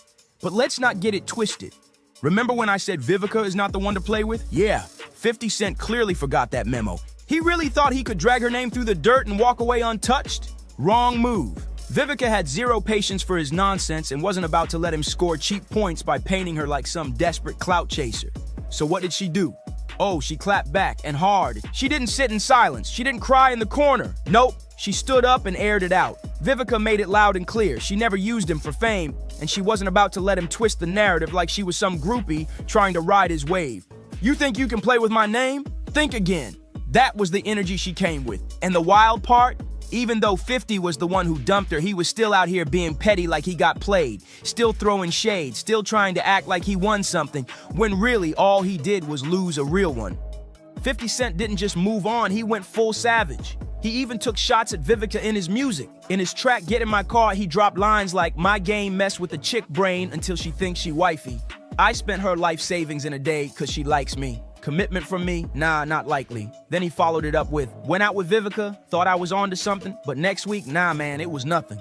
He really tried to make it sound like the entire relationship meant nothing to him, like she was just another name on the list, publicly downplaying their love, making her look like she was chasing after him while he was never serious. That's next level cold. Vivica was devastated. She later called the song heartbreaking and humiliating, and honestly, who could blame her? That kind of betrayal played out through lyrics for the world to hear. That stings, but 50 didn't stop there. He kept the petty energy alive when Vivica landed a role on Empire. Instead of supporting her, he tried to take a jab at the entire show while sneak dissing her at the same time. In an interview, he blamed the show's drop in ratings on too much gay stuff. He said, there are 3 million less viewers from last night's Empire episode. Did you watch it? We couldn't take all the extra gay stuff or the celebrity drama. That comment, it backfired big time. Social media came for him hard, dragging him all over the internet. But like the troll he is, 50 tried to brush it off, saying, it must be a slow news week. So 50 Cent stirred up a whole storm when he blamed Empire losing 3 million viewers on too much gayish. He tried to play it off like he was just saying, Cookie, call me, and not really throwing shade, but let's be real, the internet wasn't buying it. He tried to rhyme his way out of the mess, but the damage was done. And Vivica, oh, she definitely wasn't letting that slide. She clapped back hard, throwing some serious heat by hinting that 50 had something going on behind the scenes with Soulja Boy. Yep, she basically cracked the door open on some rumors that had people side-eyeing for years. And 50, he lost it. He clapped back with a wild line saying, now she thinks I'm gay cause I let her lick my butt. Wait, I didn't want her to, she forced me. My hands were tied, 50 shades of gray. That's what he actually said. Like, what even? Vivica wasn't done. She fired back with a never-before-seen throwback photo of 50 wearing makeup and hit him with the caption, "Tell you what, 50 Cent, since you keep lying, I challenge you. Let's both go on Bravo's Watch What Happens Live and clear this up. You know that never happened, Queen." Who? They've been at it for years. This back and forth, throwing shade out of nowhere like they're still stuck in 2005. But one thing's clear. Vivica might get messy, but 50 Cent is always the one throwing the first punch. And now, he's back at it again, trolling her over her new booty like he's got nothing better to do. So y'all already know, 50 Cent's immaturity was a major reason this whole love story fell apart. Back then, he wanted to keep that tough guy image alive, and now, he's still playing the same tired game. First, he complimented Vivica's new body, even dropped hints like he might be interested again. But the moment the internet started whispering that he still had a thing for her, boom, he switched it up and posted that shady video of her body, clearly trying to get her dragged online. But Vivica, she's done playing with him. According to someone close to her, she's warning 50 to keep her name out of his mouth, period. She's not here for the mess, and she's definitely not letting him get away with clowning her for likes. And here's the wild part. Word is, Vivica's still sitting on some real dirt about 50, stuff she's kept locked away for years, allegedly. So if he keeps poking the bear, he might just get burned. Because this version of Vivica, BBL Vivi, ain't the one. These two lovebirds turned rivals are legendary when it comes to drama. But what do y'all think? Is 50 out of line for coming at her like that? Or is Vivica right to clap back and threaten to spill the tea? Let me know in the comments. I want to hear all your thoughts. And don't forget, like, subscribe, share, and turn on those notifications so you don't miss the next messy update. See you in the next one. These sensitive ass that just came out of this little, I don't know where they come from, but niggas be getting wild emotional. Niggas be turning into big super police. Just be trying to have fun. To ever try to front me, hit you with no delay. So what you saying, yo? Should have with that 9 milli, but the killer, yo. Yeah, I can hit better than him. He better not play with me. I will and perform Busta Rhymes' show. Right? Yeah. I know you've been heavy on social media talking about it. He did it. And I'm the only one who's been vocal about this long before it actually. Oh, you've been saying this for a long time now. I'm walking through the crowd and somebody grabs my hand. Just softly put their hand in my hand and just holding it. So I look, you know, and I see this big chain that said flip mode. I look up and it's Busta Rhymes. They call them fun boys. They'll say, we gotta have some fun boys in the section for Busta. Bro, Busta Rhymes wanted him in his section so bad. Like, what? Pulled him to the section, like through the rope, and tucked him off in the corner. So I'm looking like, well, he ain't come. Busta Rhymes is heated right now, like seriously losing it. And word on the street is that he's allegedly threatening 50 Cent over some wild footage that's supposed to drop in 50's upcoming documentary on Diddy. And this ain't just some random rumor. Insiders say the footage is damning. Now we already know 50's been keeping tabs on Diddy for years, collecting dirt from all those infamous FO parties, the ones everyone in the industry pretends don't exist. But what's got Busta straight up sweating? Sources claim there's real video of him right in the middle of the madness with Diddy. And trust, that's just the start of it. Months back, Busta's former bodyguard, a dude named Big Homie CC, aired it all out. He said Busta been into fun boys for years, and that the club scene always knew what time it was. According to him, when Busta pulled up to VIP, promoters had specific dudes on standby just to keep him smiling. Like, they had a whole lineup ready for him every time. And now, it's looking like 50 might actually have video proof to match the talk. Insiders say there's footage from one of those wild parties, and in it, Busta and Diddy are allegedly caught in a full-blown freak session with multiple men. And these ain't just party guests, the whispers say they were workers that Diddy himself brought in. But wait, it gets even messier. Several men are now coming forward saying Busta made inappropriate moves on them in the past. They're claiming that every time they bumped into him, he was trying to drag them into a Diddy-style party vibe. And we're not talking casual invites. They say it was aggressive. At this point, it's looking real bad for Busta. 50's documentary isn't even out yet, and the streets are already buzzing. And now with Busta allegedly threatening 50, Man, that might have just earned him even more screen time in the doc. With all the heat surrounding Busta Rhymes lately, you already know 50 Cent wasn't about to stay quiet, not for a second. Right before stepping on stage with Busta at the Humor and Harmony Comedy Fest, 50 threw some playful shade that might have actually been more serious than folks realized. He joked that Busta might show up rocking that wild yellow fit from the 1999 MTV VMAs. Yup, that infamous Banana Bright outfit. 50 even dropped a throwback pic of Busta in that loud getup with the caption, "Busta cannot wear this to Humor and Harmony. Busta, I don't care who made the outfit. You gotta come with some fly-ish to Shreveport. LOL." But Busta? He clapped right back. He posted an AI-generated pic of 50 looking goofy with the caption, "I keep telling you, the blessings don't stop, so we ain't never gonna stop. I thought it was Father's Day, 50 Cent. And you out here looking like this? Don't let me find out this how you be in the mirror prepping your Shreveport fit." Now at first, everyone thought they were just trolling, having fun, right? But behind the scenes, it might have been a lot deeper. Because now, insiders are whispering that 50 wasn't just cracking jokes. He might actually be holding on to some crazy footage of Busta getting wild with Diddy.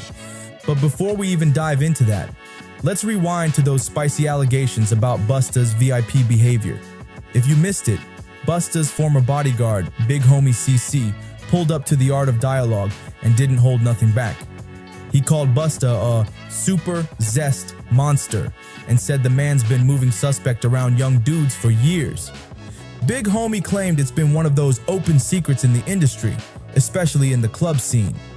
According to him, anytime Busta got booked for a party, the promoters already knew what time it was. They allegedly made sure his VIP was loaded with exactly the kind of entertainment he liked.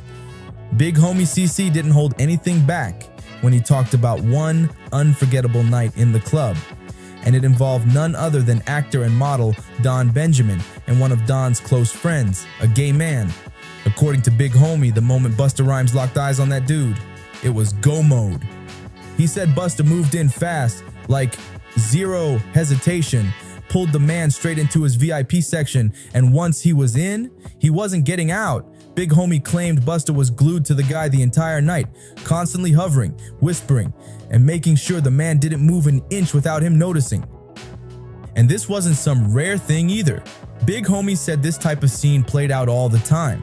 The club promoters, they were already prepared. When Busta was on the guest list, they allegedly lined up the finest men to keep him entertained, because once Busta set his eyes on someone, that was it. The night was locked in. Big Homie even said Busta was calling the guy cute all night long, loud and bold like he didn't care who heard. And once that man was in VIP, it was like being trapped in a velvet rope cage. Now, no leaving, no slipping out, just stuck under Busta's full attention. But here's where things take an even darker turn. Big Homie dropped a major claim. The industry's been aware of Busta's true preferences for over a decade. When asked why no one ever outed him, Big Homie said it's simple. Everybody wants to be in that VIP section with Busta. Then came the real bombshell.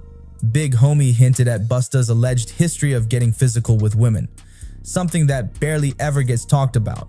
And according to him, there might be a deeper layer to it.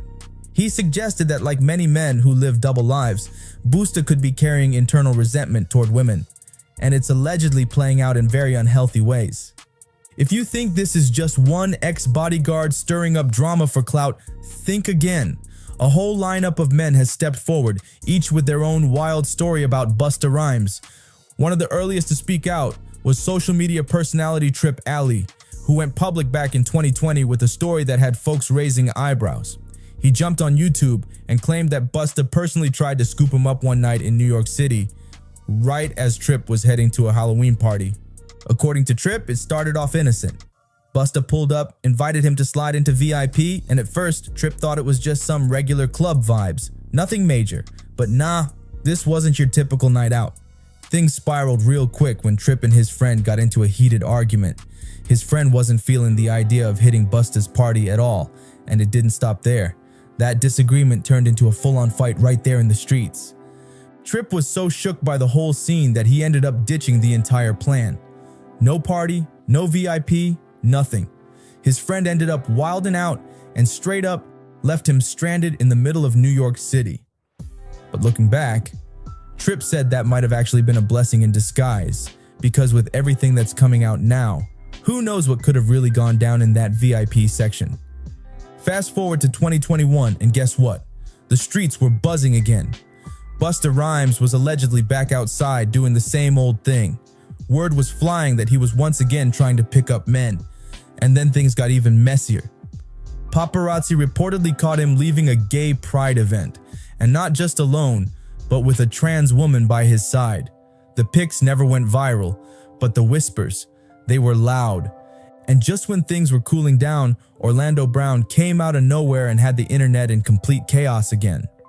He dropped a bomb in one of his rants, claiming he had hooked up with multiple industry men, not just Diddy, but Busta Rhymes too. And apparently he wasn't the only one. Now look, most people brush Orlando off when he starts going off on wild tangents. But lately, he's been looking a lot more focused in his interviews. If you actually sit and listen, some of what he's saying starts to connect in strange ways. Now the whole DL talk surrounding Busta is one thing, but here's what really needs more attention. The pattern of Busta putting his hands on people over the pettiest stuff. Just like what's been said about Diddy, Busta's got his own long list of incidents that don't look too good. His legal issues stretch way back, all the way to 2006, when prosecutors tried to slap him with a weapons charge over an altercation with some random passerby. And that was just one example. According to Billboard, Busta wasn't just rolling around like your average celeb. They claimed he had a whole machete stashed in his ride. Like, who does that? But it didn't stop there. Fast forward to 2007, and Busta was right back in the headlines. This time, he got hit with a misdemeanor charge after allegedly roughing up his former driver during a money dispute. And it wasn't just some shouting match. He was arrested over it. In the end, Busta pleaded guilty to both the machete and assault charges and landed 3 years of probation. But the chaos didn't stop.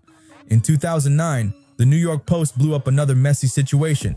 Busta had to pay out $75,000 to a fan. Why? Because that fan claimed Busta launched water bottles at him and told his bodyguard to punch him in the face. And get this, the fan wasn't even causing a scene. According to him, he showed up to the event hoping to see Fabulous. But when Fab didn't show, he tried to quietly leave during Busta's set. That's when Busta allegedly snapped. Witnesses said he started yelling, "Get down! I'm not good enough for you!" before throwing 2 more bottles and signaling his bodyguard to swing. With that kind of temper, it ain't too surprising Busta's been tight with Diddy since way back in the 90s. These two, they've always seemed to move in similar ways, and it might be deeper than just music or business, because now, people are pointing out that Busta and Diddy allegedly share more than just anger issues. Word is, they've both got a thing for much younger men. So check this out. Billboard once reported that Busta Rhymes was rolling around with a whole machete hidden in his car. Not a knife, a machete, like it was straight out a movie. Then in 2007, boom, Busta's back in trouble again. This time, he got arrested on a misdemeanor charge after allegedly roughing up his own driver during a money dispute. And guess what? He ended up pleading guilty. Not just to that, but to both charges on his record. The court gave him 3 years of probation.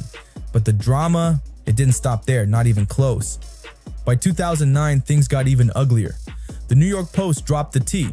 Busta had to hand over $75,000 to a fan who claimed the rapper lost it during a show. According to the fan, he was just trying to leave early after finding out Fabulous wasn't performing. But Busta allegedly snapped. The fan said he stood up quietly to dip out, and Busta started screaming, "Get down! I'm not good enough for you!" before hurling 2 more water bottles straight at him. Then, according to the lawsuit, Busta told his bodyguard to punch the man in the face. With a temper like that, it's no wonder he's been close with Diddy since the 90s. But yo, this might go way deeper than just shared anger issues. Word is, these two allegedly have something else in common. A taste for much younger men. And let's keep it all the way real. Busta's whole energy around this Diddy situation, it's looking mad suspicious. When the allegations against Diddy first started bubbling, what did Busta do? He jumped out with a little PSA, telling fans to reserve judgment. Like, Why would you even feel the need to say that unless you're low-key trying to defend somebody? And when we're talking about serious accusations, DVSA, multiple victims, and even mentions of younger individuals, telling people to mind their business makes you look real sketchy. But now that Diddy's whole empire is collapsing in real time with federal raids, lawsuits stacking up, and an official indictment on the table, Busta's out here acting like he don't even know the man. He's dodging questions, playing it cool, pretending like he was never close to Diddy. But let's stop pretending. Folks, remember, the pics, the parties, the decades of club appearances, that history don't just disappear. And here's where it gets serious. Word on the street is that 50 Cent's upcoming Diddy documentary is about to drop real names. And Busta Rhymes? Yeah, he's allegedly on that list. And one thing about 50, he don't let things slide. He's one of the few rappers who straight up refused to party with Diddy.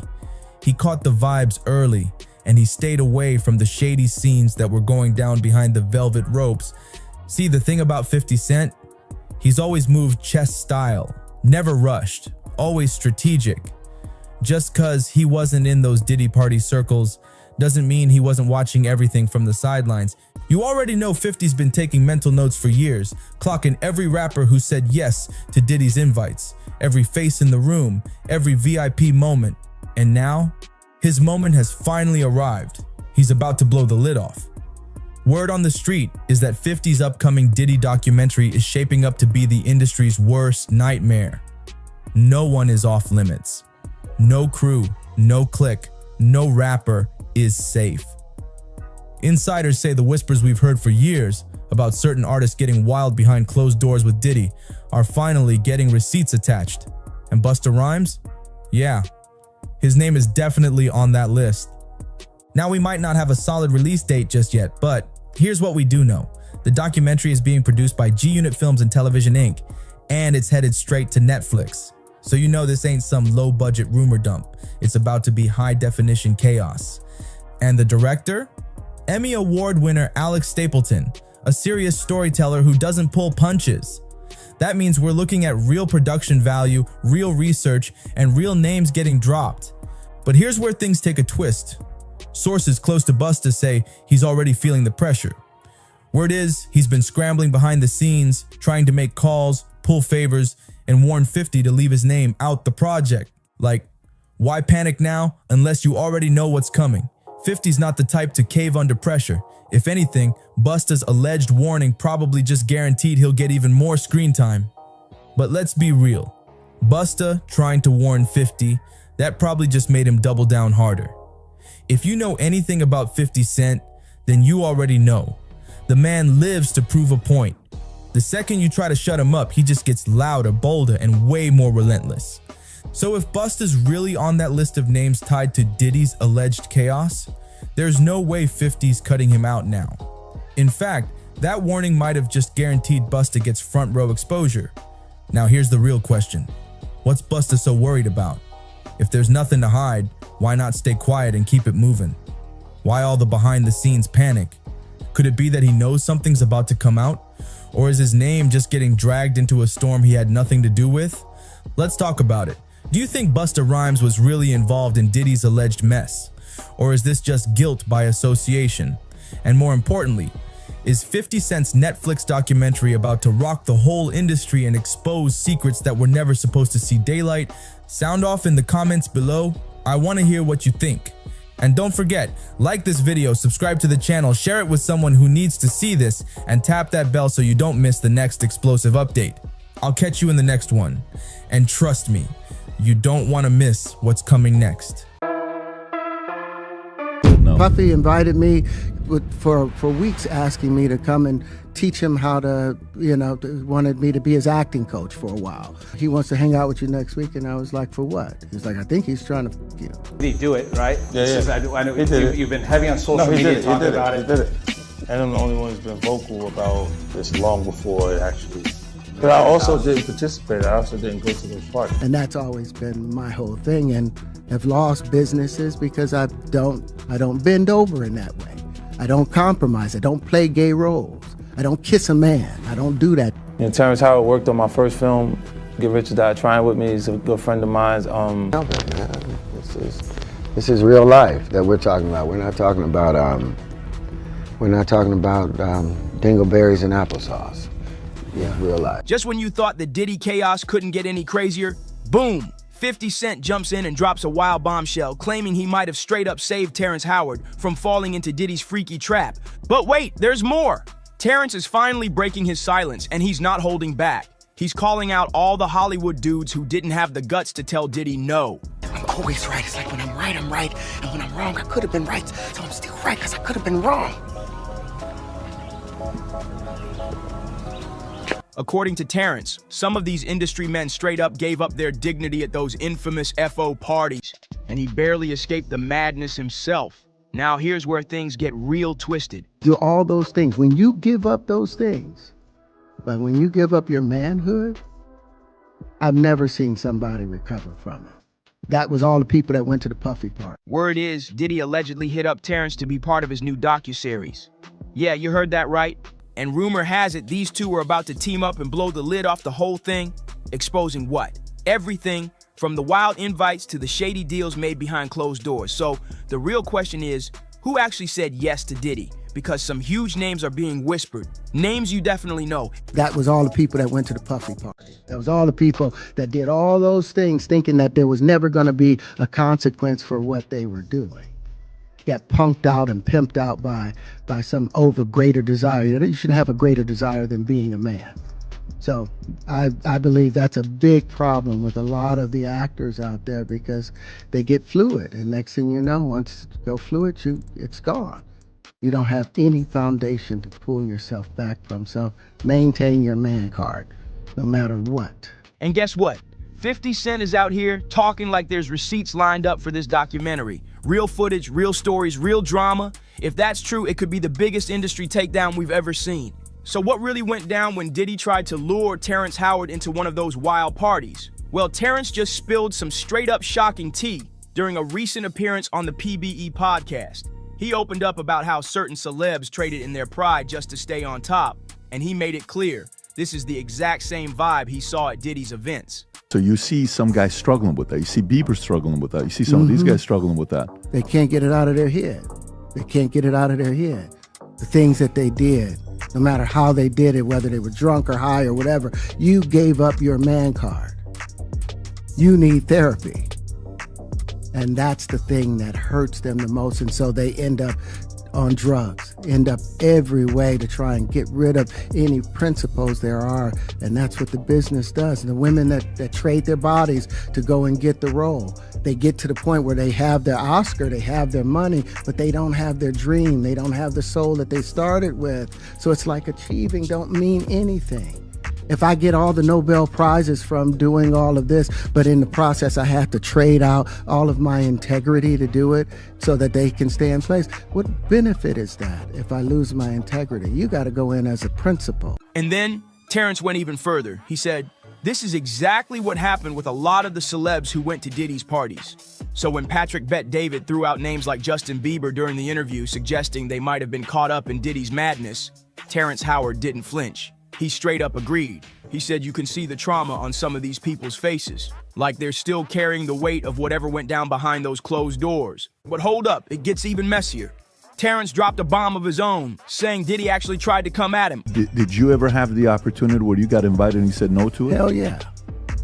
What was the consequences when you said no? Puffy invited me for weeks, asking me to come and teach him how to, wanted me to be his acting coach for a while. Go there and he's sitting around just looking. I'm like, okay, what's the material you want to work on? He's just looking at me. Then next thing you know, okay, hey, will you help me? I want to hear your music. So I come over there and I play the music. And he's sitting there, just looking at me, like waiting. Okay. So then my assistant was like, he wants to hang out with you next week. And I was like, for what? He's like, I think he's trying to you. According to Terrence, Diddy first slid in acting all innocent, pretending he needed help learning how to act. But then, out of nowhere, he switched lanes and started acting real interested in Terrence's music. That's when Terrence's assistant stepped in and warned him something felt way off. Turns out that instinct was spot on. Because Terrence didn't just call out Diddy, he said there were other big-name producers who tried him too. Real shady energy. He didn't name names yet, but he made it clear. This isn't a one-man show, it's a whole system. And the reason you haven't seen Terrence in every blockbuster? He says it's because he refused to play the game. Word for word, he said he lost out on major Hollywood deals just because he wouldn't bend over, literally or metaphorically. He stayed true to himself, but the price was steep. Be hands-off with somebody. A number of producers come in to make the approach, and you threaten to punch them in the mouth, or threaten to knock their head off for talking to you like, or looking at you like you're a woman. You know, when you approach a real man about his masculinity, you're gonna get a real reaction back. It's a difference when a guy walks in a room and when a man walks into a room. And a man don't take the same things that a guy will accept. So always be the man in the room. Now, of course, once this interview hit the internet, social media exploded. People couldn't believe Terrence actually said all that out loud, especially since most celebs are out here acting like they've never even met Diddy. Only a few like 50 Cent and Cat Williams have dared to speak up. But Terrence, he's the only A-lister who straight up said Diddy tried to smash him. And speaking of 50, he's still on a mission. He's been teasing his Diddy expose documentary for weeks now. When someone asked him why he's the only one bold enough to speak, his answer was savage. Simple. I never went to any of them freak-off parties. That's always been my whole thing, and I've lost businesses because I don't bend over in that way. I don't compromise. I don't play gay roles. I don't kiss a man. I don't do that because the man card means everything. Now Tyrese is chiming in on Terrence Howard's wild claims about Diddy trying to drag him into one of those infamous freak-off setups.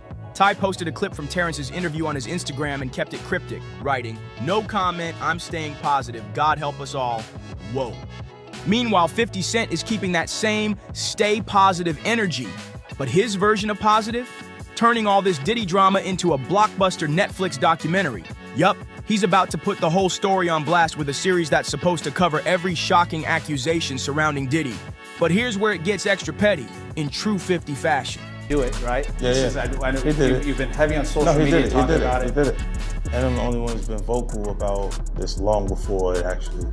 Oh, you've been saying this for a long time now, and then no one was, they're just, why is he saying this? And now it's coming out like crazy. I mean, But I also didn't participate. I also didn't go to those parties. Yeah. So a lot of the celebrity culture that you don't hear saying anything is because they participated.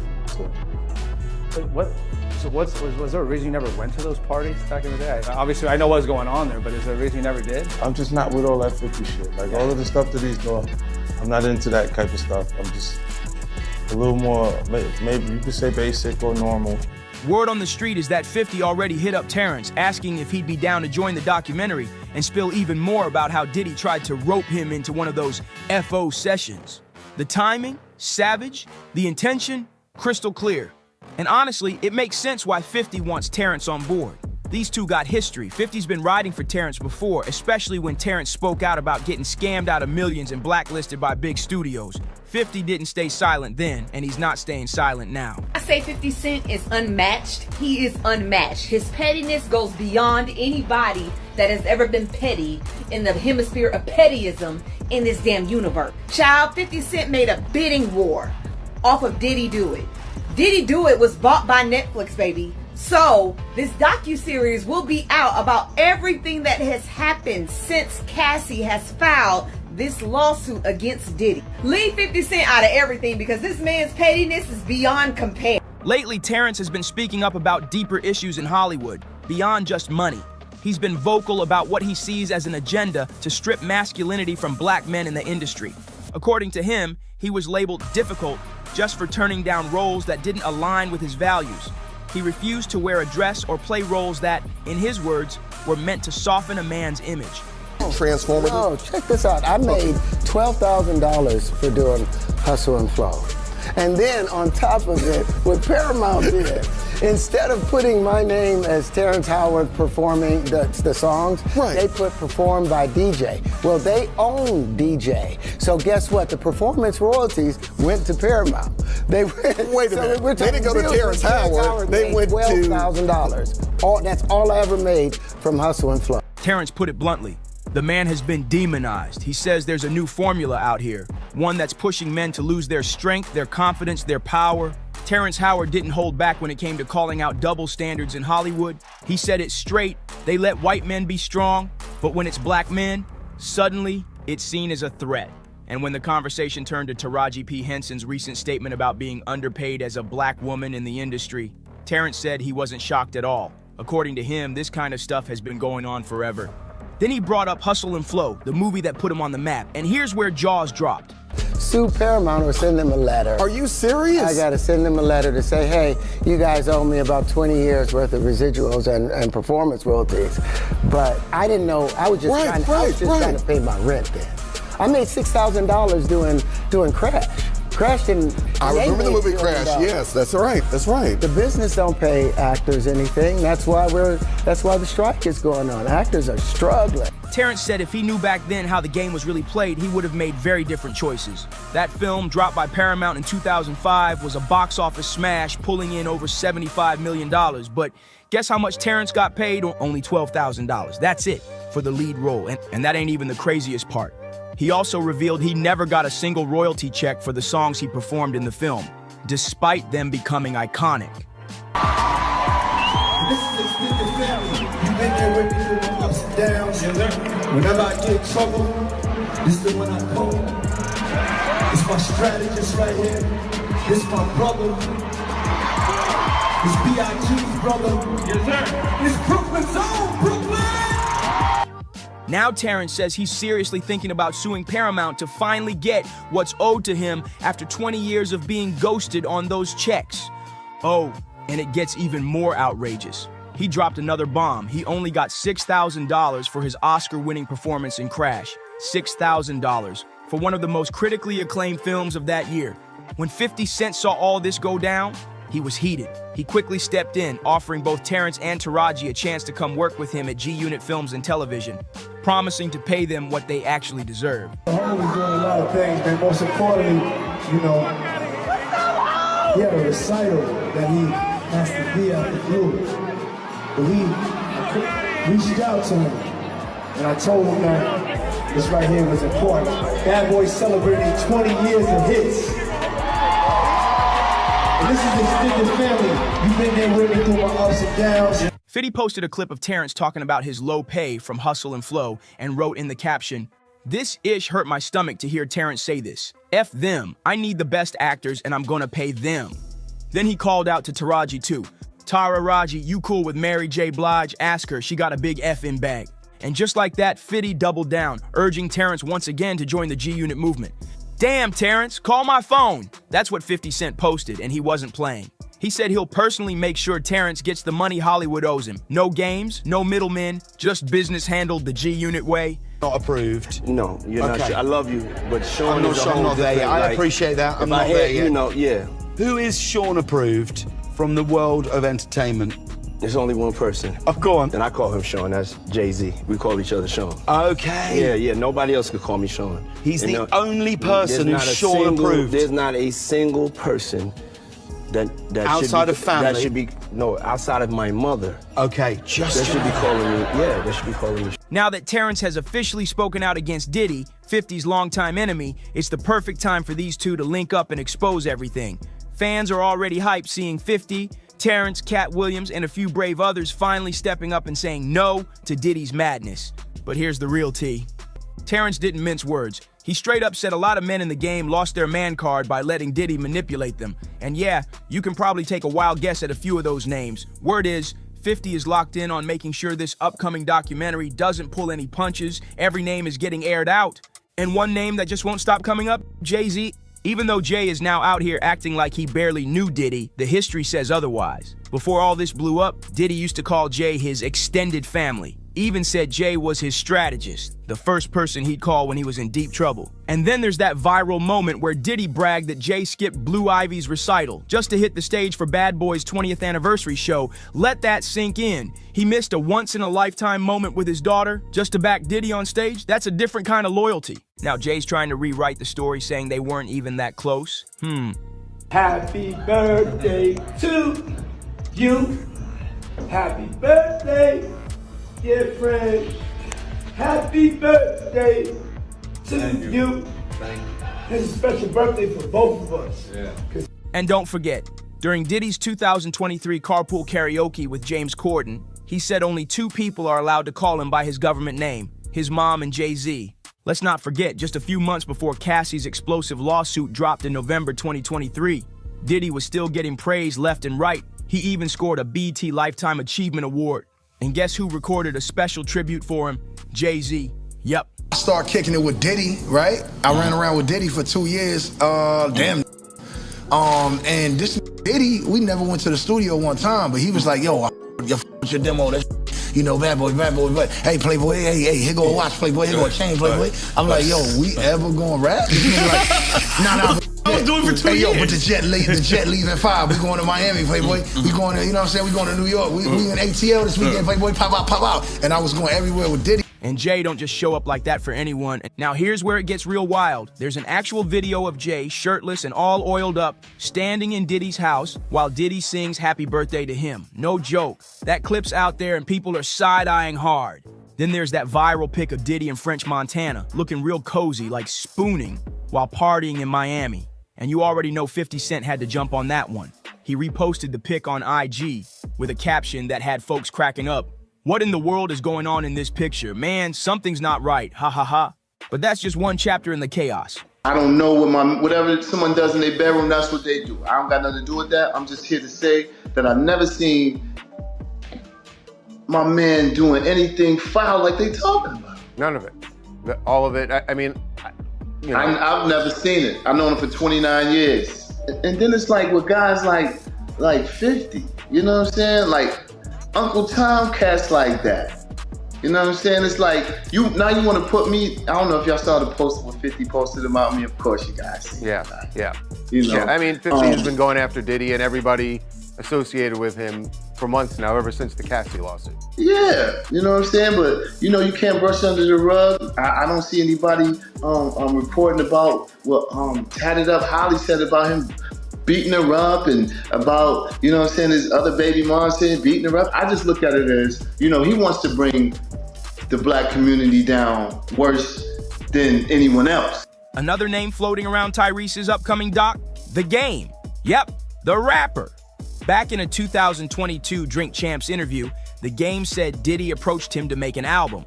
But instead of hitting the studio, they spent 2 whole years traveling the globe, with Diddy showering him in luxury gifts, first-class trips, and wild parties.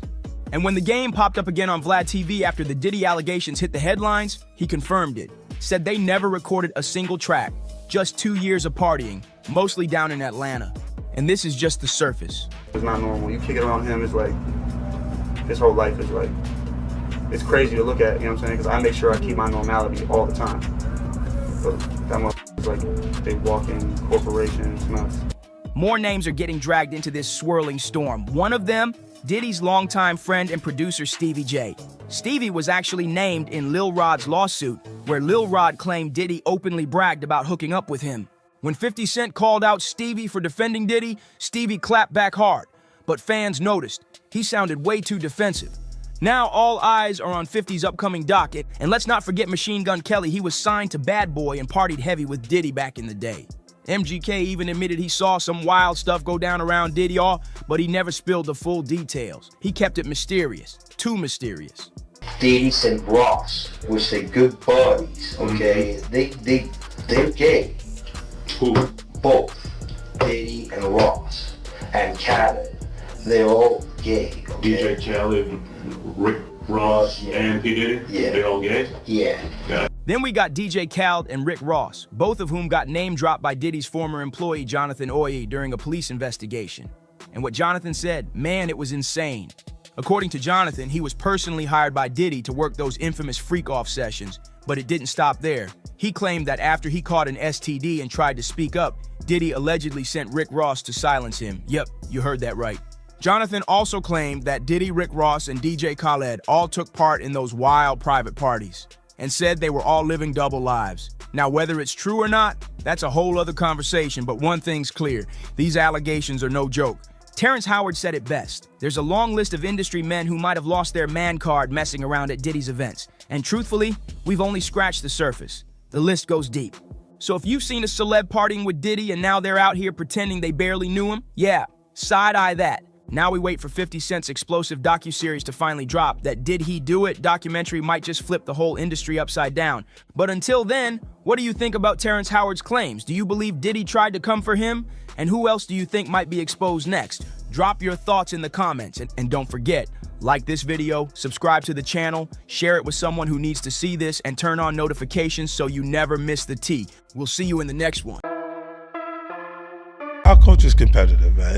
It is, but I think when it goes past the music itself to blocking things in business, then I don't understand that. Like right now, you're not even competing for a slot. You don't have a new song out that he want to be on the top 10 or top 5, and you still competing. It don't make sense. First of all, that vote is fake as f. That's not a real vote. That's not a real vote. They give it to who they want to give it to. They give it to their darlings. Cowboy Carter. Beyonce. It's the price you pay, when you're early in your career, you feel that you have to listen. And when you buck, they buck harder and they make threats. And those threats are huge ones. There are horrible things that happen every day, whether it be in the industry or not, mentally, emotionally, financially. 50 Cent and Eminem are finally joining forces, and they're coming straight for Jay-Z and Beyonce. They're calling out some heavy allegations, shady deals, stolen credit, award show rigging, and an alleged trail of ruined careers. This isn't just smoke, it's starting to look like a 5-alarm fire. 50 is claiming Jay-Z's still out here trying to block his business moves even now. And Eminem, he's been warning people for years about how dark and dirty the music industry can get. Lately, he's been slipping cryptic bars into his tracks, dropping hints about powerful gatekeepers pulling strings behind the scenes. But it doesn't stop there. Beyonce's getting hit with serious accusations too. She's being called out for allegedly stealing songwriting credits and supposedly blackballing other women in the game. Names like Aaliyah, Mia, Mary J. Blige, and Carrie Hilson keep coming up. Women who were climbing high until suddenly they weren't. And you thought that was wild? Jay and Bay's tight connection with Diddy is raising eyebrows again. Jay-Z may have swerved that lawsuit filed by Jane Doe, but now the alleged victim is hinting she was pressured to stay quiet. When you're not competing for those things anymore, you start looking and you're going, so what was the problem? You can't exactly remember what the problem was. That's what went through with Joe. Right after some sketchy people popped up at her doorstep. That's next level scary. So now the question's burning hotter than ever. Are Jay-Z and Beyonce really the power couple they pretend to be, or just masters at cleaning up every mess behind the scenes? Have they been sitting on top while stepping over bodies to stay there? And do 50 Cent and Eminem actually have the inside scoop? Are they exposing a system that's taken down artists, careers, maybe even lives? For years, Jay and Bay were untouchable. Music royalty. Saying anything bad about them? Instant backlash. You'd get labeled a bitter hater. But now, that carefully polished image is cracking badly. And leading the charge with no fear are 50 Cent and Eminem, pulling back the curtain on the so-called king and queen of the industry. Look, Jay-Z and them was putting it together. So I think they still harbor some energy towards me. You think you were purposely left out of the ad? No. Oh, okay. I don't think. I think that they were saying the NFL had some issues with me that I don't know what those issues are. Like what is the issue? You start looking at that's not mine. That's theirs. They harbor it, right? But when you look at M is looking at the entire legacy. Yeah. The whole thing, like with M, Dre, and myself, like I'm a shady aftermath. You see what I'm saying? Like it do so much G-Unit Records. Right. They forget that I'm M and Dre's artist. Let's kick it off with 50 Cent because he's not holding back. He's calling Jay-Z insecure, jealous, and straight up petty, and this time he's got receipts. Back in 2023, 50 claimed Jay tried to block him from hitting the Super Bowl stage by pulling strings through his NFL connections. Wild, right? But Jay's plan totally backfired because Eminem wasn't having it. He straight up told the NFL, no 50, no Slim Shady. That move alone exposed just how far Jay was willing to go to keep 50 out the spotlight. Fast forward to 50's recent interview on Talk with Flea featuring Cameron, and he's airing Jay out again. This is why I was saying I knew what old boy was doing, right? With the Super Bowl, because he was doing like, yeah, go ahead. He was doing some wild because he was saying that to Eminem that the NFL had the issue with me, And I'm like, well, what's the issue? I don't have an issue when I'm becoming a partner in the actual team, but they got an issue with my performance, right? Makes no sense. You know what I mean? I was going to get to that later, but since we're here now. And when he says, oh boy, for the audience that don't know, talking about Jay-Z, this was discussed before. Jay-Z told Dr. Dre, just for people who's not up on this, or Eminem, that he didn't want you to perform part of that Super Bowl they had a couple years ago. Why do you think that is? Well, I just threatened. Possibly. Not even threatened. You know, I think it's just when you take the competition from like our culture is competitive, man. It is, but I think when it goes past the music itself to blocking things in business, then I don't understand that. Like right now, he's not even competing for a slot. You don't have a new song out that he want to be on the top 10 or top 5, and you still competing. It just don't make sense. Like, what are we competing for? What's the goal? Like this even like a lot of the even a lot of the competitive stuff, or what we would call it beef, right? It changed. That terminology changed when it's Biggie and Tupac, because we start saying the things that people would say that cause beef in the environment. When before that they called it battling in our culture. Right. Because that's what it is until it turns into some street shit. So when you're not competing for those things anymore, and you start looking and you're going, so what was the problem? You can't exactly remember what the problem was. That's what went through with Joe. According to 50, Jay's still out here playing dirty behind the scenes, not just in the music biz, but in the boardroom too. And the craziest part, 50 said Jay has already proven everything he needed to, but he's still allegedly trying to ruin his deals, just out of spite. And it doesn't stop there. Trey Young, thank you, sir. All the doors that you opened, showed us that we can be rock stars. Seeing you on the Rolling Stone. Obviously, there's Run DMC with the Leathers and the Aerosmith. But when you came out west, you took it to a whole new level. Some of you don't belong in the category. Oh, no, that was it. No, when I get nervous, I tell the truth. Now, 50 and Eminem are linking up to expose what they believe is major Grammy rigging. 50's pointing fingers at Jay for using his marriage to Beyonce like a cheat code to win awards. Meanwhile, Eminem's been screaming for years that the Grammys are a scam, a pay-to-win setup.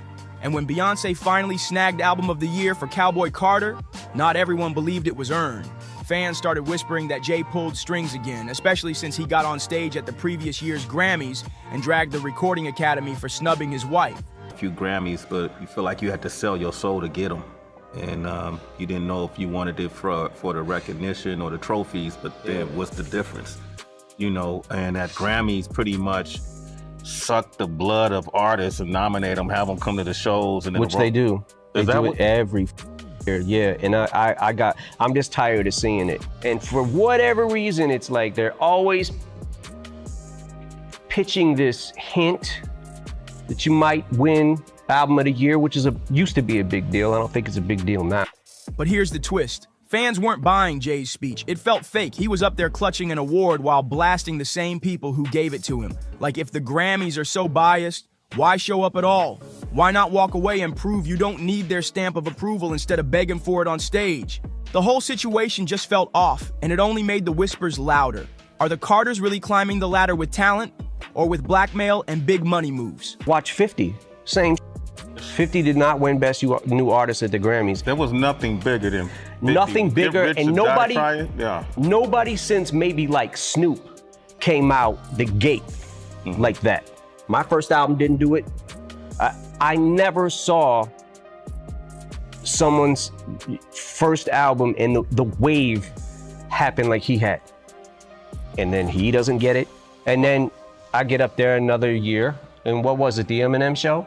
And it was like, whatever. I'm fine if I lose to Kanye or someone that I'm like, okay, I respect that. I know who that is, and Kanye has a huge following and he's made a massive impact on music. Fine, I'm good with that. But don't get us all here to use your selling point for your show and stiff everybody every single time. And I said, after that point in time, I was like, don't ever ask me to here again. Please do not ask me. My answer is no for 100 million years.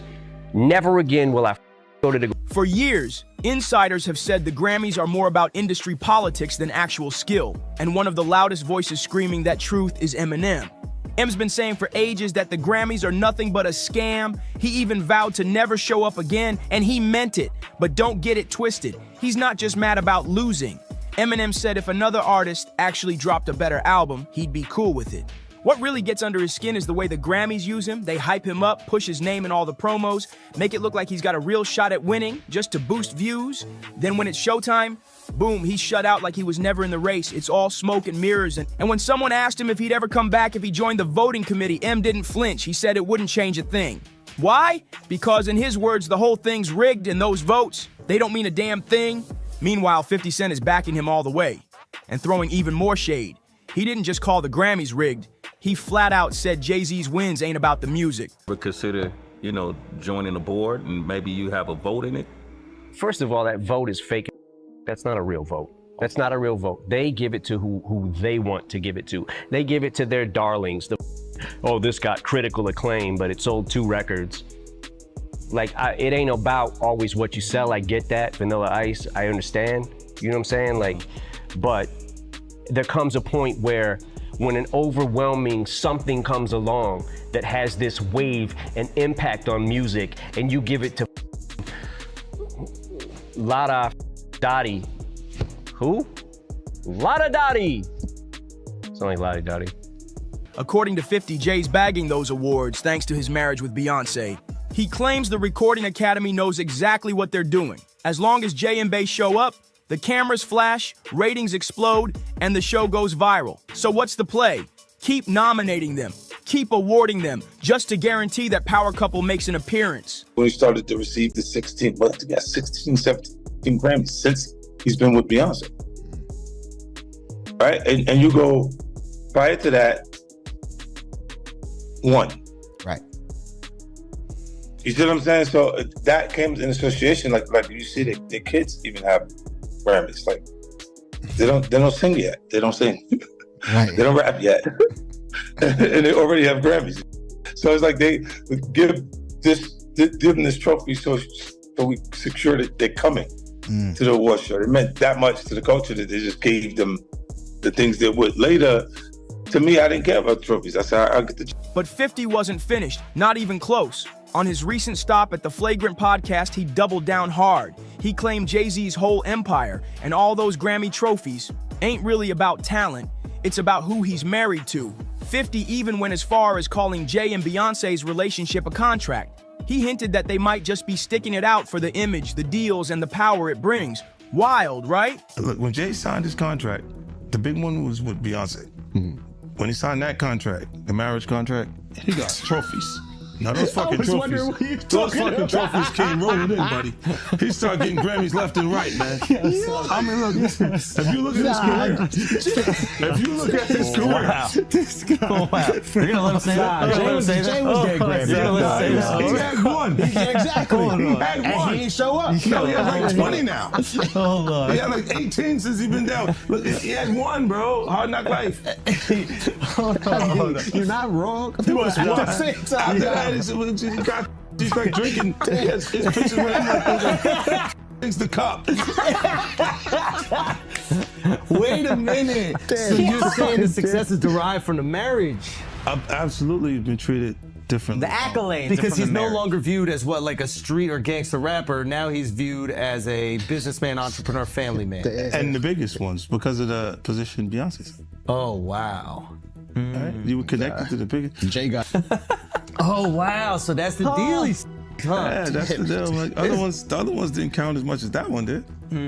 But it's not just 50 saying Jay plays dirty to stay on top. Plenty of insiders have whispered for years that both Jay and Beyonce allegedly blocked other artists from rising on purpose. Why? So nobody outshines them. So they stay the only ones winning. And then there's the dark story of Beyonce's former bodyguard, Uncle Ron. Before he passed from pneumonia, he went public, saying he had receipts proving that Jay and Bey destroyed careers, ruined lives, and crushed rising stars, all to secure their own throne. Beyonce and Jay-Z will do anything to destroy anyone who speaks out against them.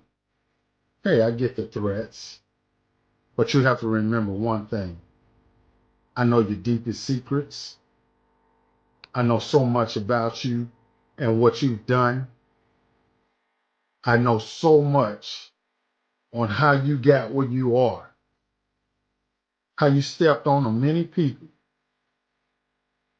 Beyonce, how you guys ended Carrie Hilson's career because she said something. He said he knew too much, and the timing of his death, let's just say people are talking. And how could we not bring up Jaguar Wright? She used to sing background for Jay-Z, but now she's one of his fiercest critics.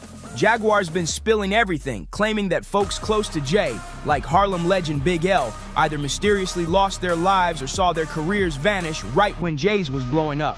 Let's pause and talk about Big L for a second. The first time I ever saw Jay-Z or even heard him spit a rhyme was at an MC battle, street battle in New York. But he didn't show up as Jay-Z. He didn't show up as the hottest rapper on the street. He showed up as the that was with Big L. Rest For in those peace. of you, Rest in peace, Big L. rest in peace, Big L. One of the That was the dopest. sense One of that the dopest. Yes. Big L was who put Jay-Z on.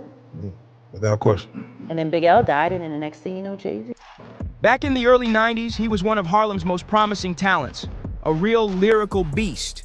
Known for his insane freestyles, Big L had the streets buzzing. He landed a deal with Columbia Records and dropped a debut that made waves. After Columbia dropped Big L, he wasn't about to quit. He started his own label and started making real waves. That's when Dame Dash, co-founder of Rockefeller, took notice. Big L was finally getting his shot, but right when his career was about to explode, tragedy struck. February 15th, 1999, Big L was gunned down in a drive-by shooting in Harlem. And all these years later, the case remains unsolved. No justice, no answers. But if you ask Jaguar Wright, she's not biting her tongue. She believes Jay-Z might have had something to do with it.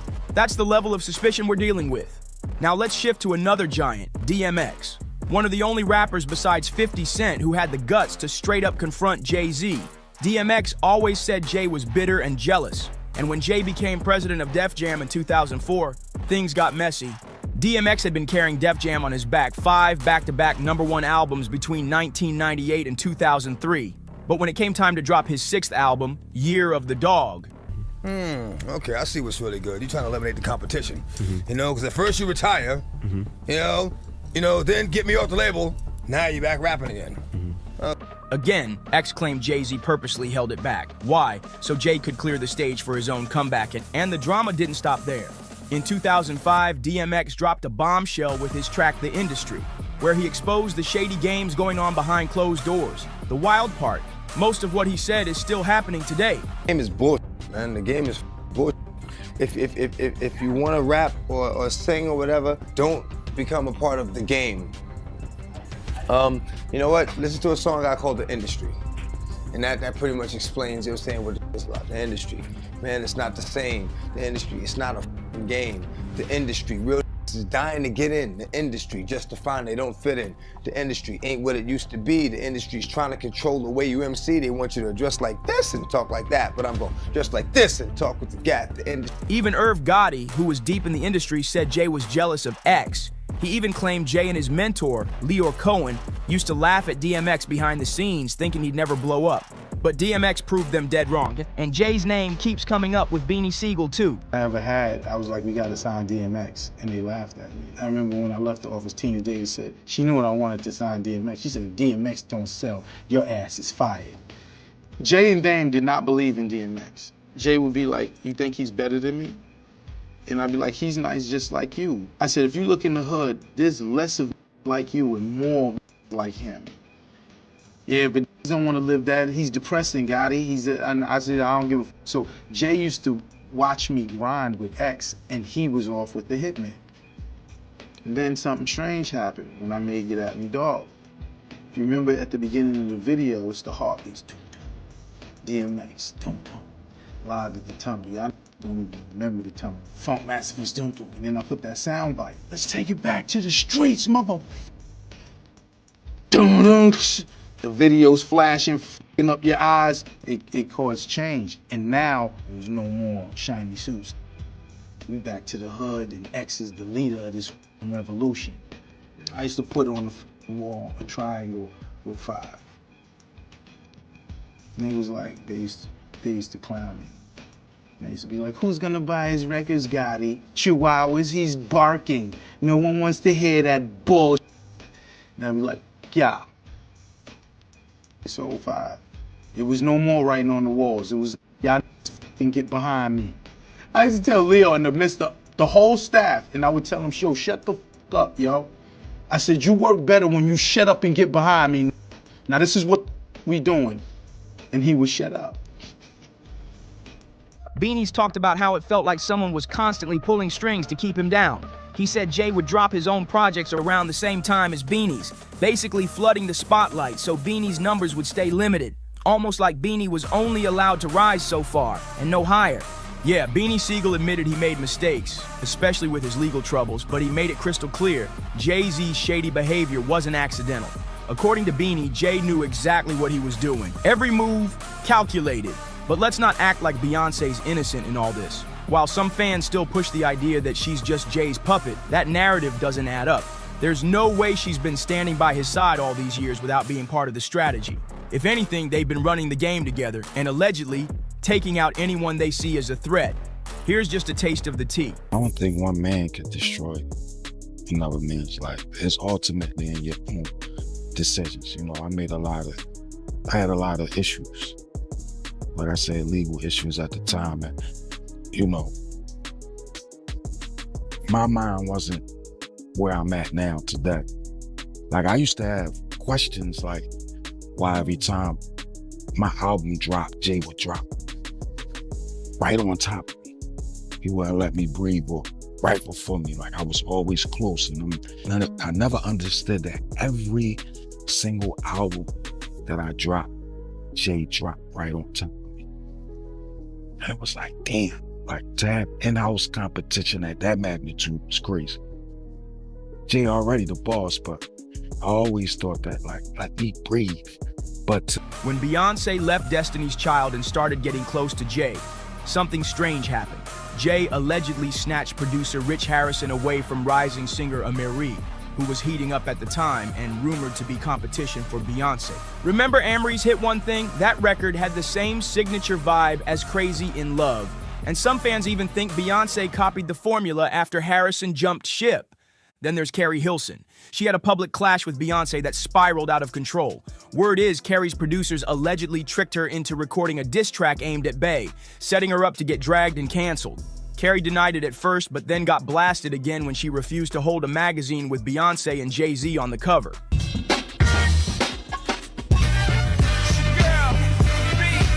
Where you been, A-Marie? I've been out in the universe somewhere. No, I've been. Talk about your career. Everybody always says A-Marie should have been a superstar. Because she's pretty, she could dance, she could sing. What happened? What do you think? You know what it is? It's timing. Like, everything is timing. Like, I'm a big believer in... You want to hold the magazine? She was asked, and when she said no, the Bayhive went off. Carrie faced intense backlash from fans. Some even confronted her in the streets. But behind the scenes, whispers started swirling that Beyonce orchestrated the whole thing. Some sources claim Bey had insiders in Carrie's camp who set her up, getting her to record that track while Beyonce played the innocent victim. And years later, Carrie kind of confirmed it. In a 2020 interview, she admitted she was pressured into dropping the track, and that the threats she received afterward were real. It wasn't just a fallout, it was career sabotage in disguise. And we definitely can't forget about Kellis. She straight up accused Beyonce of theft after Bey sampled her iconic hit Milkshake without giving her a single ounce of credit. It's the price you pay, when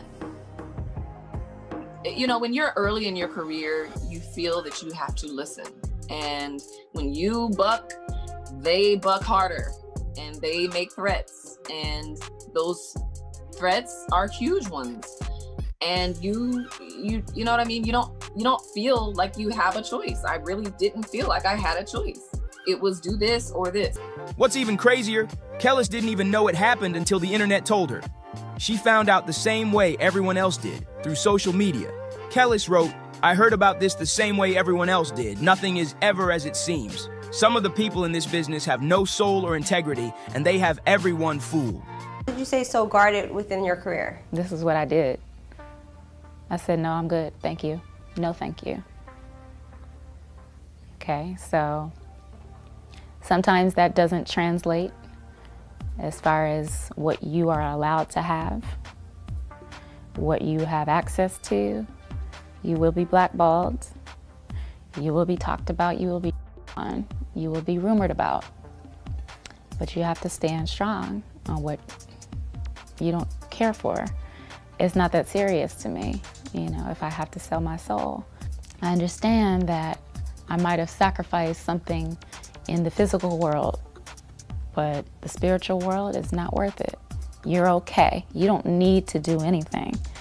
What you need to do is protect every part of your life, your spirit especially, because everything else is connected to that. There are some people, not everyone, that have huge egos, you know, and awful mindsets towards men, towards women, towards people. And it's very difficult to be around. It's just very difficult. And the way they define success is not your idea of success. Kellis later took to Instagram to break it all down. She said this wasn't just about music, it was about respect. She pointed out that as black female artists, there aren't many of them in the game. And with all the mutual friends and personal ties, a simple call could have made things right. Kelly said, "It's not that hard to contact me, it's just common decency." But instead of apologizing or owning up, Beyonce quietly removed the sample and never said a word. No statement, no accountability, just silence. Then there's Mia. Another name you don't hear enough, but for all the wrong reasons. Rumor has it she was blackballed after allegedly turning down Jay-Z's advances. She's been vocal in interviews saying powerful people in the industry often abuse their status and it puts young, ambitious artists in dangerous situations. Mia said the key for her was simple. She just said no and walked away. But that came with a price. She hinted that refusing certain people led to her reputation getting dragged and her career getting pushed to the side. So now that you've seen just how many artists have spoken up, 50 Cent, Eminem, Kelly's, Mia, Jaguar Wright, DMX, Beanie Siegel, and more, the question stands, are Jay-Z and Beyonce just protecting their empire? Or are they really sabotaging the competition behind closed doors? This list isn't even complete. So if there's someone you think we missed, drop their name in the comments. What's your take on all these claims? Are the Carters untouchable or just good at cleaning up the mess? Make sure to like, subscribe, and share this video if you want more stories that blow the lid off the music industry. Hit that bell so you never miss an update, and we'll see you in the next one.